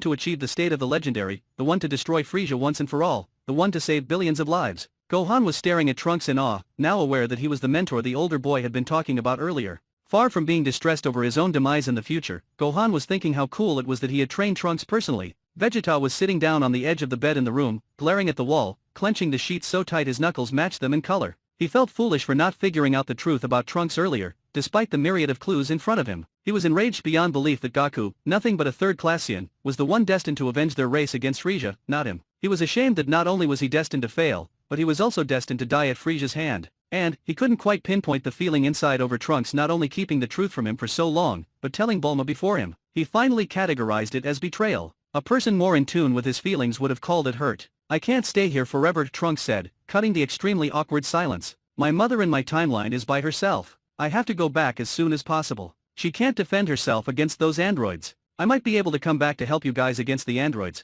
but I need Gaku to become a Super Saiyan. But, I don't know now, the teenager admitted, looking Gaku over out of the corner of his eye. No offense, but I'm not sure you're strong enough as you are, Gaku. I'm not sure any of you are strong enough, he added, missing the way Vegeta flinched at his words. So that means I have to beat Freeza myself. I could do it, but then, when the androids get here, I just don't know. Well, first things first. The priority is Freeza. We have to beat him, no matter who does it, Gaku sighed, crossing his arms over his chest. So if you can do it, Trunks, then I think that's the best thing. We could always train afterwards for the androids, and you could go home with a wish from the Dragon Balls. And if the Dragon Balls won't work, I'll build another time machine if I have to. You'll get home, I promise, Bulma assured. But we have to go to Namek for the Dragon Balls, since Piccolo died, Raditz pointed out. Yeah, but Frieza's on his way here to Earth. We might as well wait to go to Namek until we beat Freeza. Then we can repair any more damage with the Dragon Balls, Gaku suggested. What if Frieza's on his way to Namek though, like in Trunks' time? Raditz pressed, looking anxious. He's not, you fool, Vegeta angrily cut in, massaging one of his temples. He would only be overhearing Jinyu's scouter. So unless you idiots mentioned the Dragon Balls after I was knocked out, then we should be in the clear. Plus, Trunks challenged him directly. Trust me. Frieza's coming to Earth as we speak. Well, maybe Raditz and my mother can go to Namek, and get the Dragon Balls while we stay on Earth and wait for Freeza, Trunks suggested. Why doesn't that idiot female do something useful first, and actually find out where the hell Freeza is? Vegeta snarled, eyeing Bulma out of the corner of his eye. That is, if she actually has the expertise she boasts about. How dare you talk about me like that in my own home? Bulma shrieked, as Trunks grabbed her around the waist to keep her from advancing towards his father. Screw you, you jerk. Vegeta scoffed, not in this timeline, bitch. Hey, don't talk to her like that, Gaku snapped as he turned towards the prince. That's the mother of your son, Vegeta. Yes, Vegeta sneered, his dark eyes turning ice cold as they shifted to lock on his sons. The mother of a son I never asked for and never wanted. Aren't we just a happy little family? Trunks winced. His father hadn't looked at him with such contempt in a very long time. The teenager couldn't maintain eye contact for more than a few seconds, needing to look away. Don't listen to him, Trunks, Bulma whispered from behind him. He's just a huge jerk. It's okay. My father's right anyways. We need Frieza's location before we bother planning more. Trunks quietly relented. How long will it take for you to get that information, Bulma? Gaku asked, wondering if he might be able to head home for a while. Not long, maybe an hour or two. I'll go get on it, Bulma said, heading out to do just that. Vegeta subtly watched her out of his peripheral vision as she left, before quickly averting his gaze when Trunks looked back at him. Dad? Gohan whispered. Yeah, Gohan? Can I go to Namek? I want to help wish Piccolo and everyone else back. Gaku smiled. We have to take care of business on Earth first. We'll see what your mom says, but I don't see why not. So, you were destined to kill me, huh? Raditz roughly asked, drawing his brother's attention. Gaku chuckled nervously, scratching the back of his head. Well, kinda, but this timeline turned out much better than that, don't you think? Vegeta sucked at his teeth, about to yell at them all to shut the hell up. He wasn't in the mood to hear their mindless garbage. Just as he was standing up to do just that, Bulma came back in, her features fallen in hurt and loss. I just got a call from one of the hospitals in the suburbs. Krillin, he's gone, she admitted, her voice cracking as she did. Trunks sighed, putting his arm around her shoulders. Raditz and Vegeta were both completely unaffected by the news, but Gaku looked like he had been dealt a physical blow. The youngest Saiyan turned away, his shoulders falling. It's alright, we'll wish him back. Don't worry, Trunks said, trying to offer some kind of comfort. Vegeta turned to Raditz, who was leaning back against the wall, and demanded which one was Krillin. The short, bald one. Vegeta laughed out loud, drawing Gaku's attention. Baldy wound up dying anyways. Serves the little shit right. He isn't worth wasting a wish on. His words were violently cut off by a hard punch to the jaw from Gaku, who moved in so fast that by the time Trunks realized what was happening, the two Saiyans were already brawling on the floor. Vegeta was valiantly trying to fight back, but his words had struck a nerve at the wrong time. Gaku was brilliantly pissed off, and it actually took both Trunks and Raditz to finally pull him off Vegeta. Miserable, third-class son of a bitch. Vegeta seethed, getting back up to his feet. He wiped the blood off his busted lip, and then pulled his hand back, a bright blue ball of ki immediately appearing over his palm. He pulled it back while he snarled, "You will pay dearly for that dash, stop it." Trunks yelled, standing between his father and Gaku. The latter was barely being restrained by Raditz. "We have to work together. That's the only way we're going to get through this." He looked at Vegeta in exasperation. "Father, please." Vegeta glared at Trunks for a few 10 seconds, before extinguishing the ball of ki. He spit a mouthful of blood on the floor and sneered, "Fine, but like you said, Trunks, you won't be staying in this time forever." He didn't have to articulate his threat any further, passing his glare of promised murder from Gaku, slowly over to Bulma, who fought the urge to shrink back. Vegeta's lip twitched, before he turned and walked back over to the window. One hard punch, and the glass shattered completely. Then he was gone. "Way to go, Kakarot," Raditz growled, letting his younger brother go. Gaku was still angry and resentful, not just for Vegeta's callous remarks, but for the destruction the prince had caused in such a short time. He reminded himself though that Vegeta was destined to become an ally to them, and that helped calm him down a little bit. "Now he's going to purge your damn planet." "He won't," Trunks knowingly said, gazing off in the direction his father had flown off to. "He just needs time alone. That's all." "I'm sorry," Bulma regretfully added. "I just wanted to tell you guys. I didn't think that would happen. It's fine. Don't worry about it. You already know what we need," Trunks said. "I'll get on it, right now," Bulma affirmed with full confidence. She had all the motivation she ever needed, and was already aiming to crack the encryption on the advanced scouter in record time. "Alright, it's getting late. I think I'll take Gohan back home, and then come back here to see where we're at." "But Dad, I'm not tired," Gohan whined. "No buts. Now let's go," Gaku gently ordered, pushing the little boy along. He glanced over at Raditz. "I should be back before the hour, but if Bulma figures it out sooner, raise your power so I know." "I will." Soon, it was only Raditz and Trunks in the room. The teenager was emotionally and mentally drained as he collapsed into a chair in the room. Raditz looked over at him, studying him curiously. "You alright, kid?" Trunks nodded, one hand covering his eyes. He felt exhausted. Raditz came over and patted him on the shoulder. "Don't look so miserable, half-breed. That's just how Vegeta is. He's just so difficult sometimes," Trunks mumbled. "Yeah, but I'm still alive, aren't I? A year ago, he would have already killed me for fighting against him. I don't know what went down since I left you guys on Rhythika, but he's different, I guess. Focus on Freeza, not Vegeta. That's your role now, in this timeline. You're the one now. You're the Avenger. It's up to you." Trunks nodded, looking up at Raditz warily. "I thought you hated me." Raditz chuckled, before turning to walk away. "Vegeta's not the only one who's different now, kid." Trunks stared after him. He had no response for that.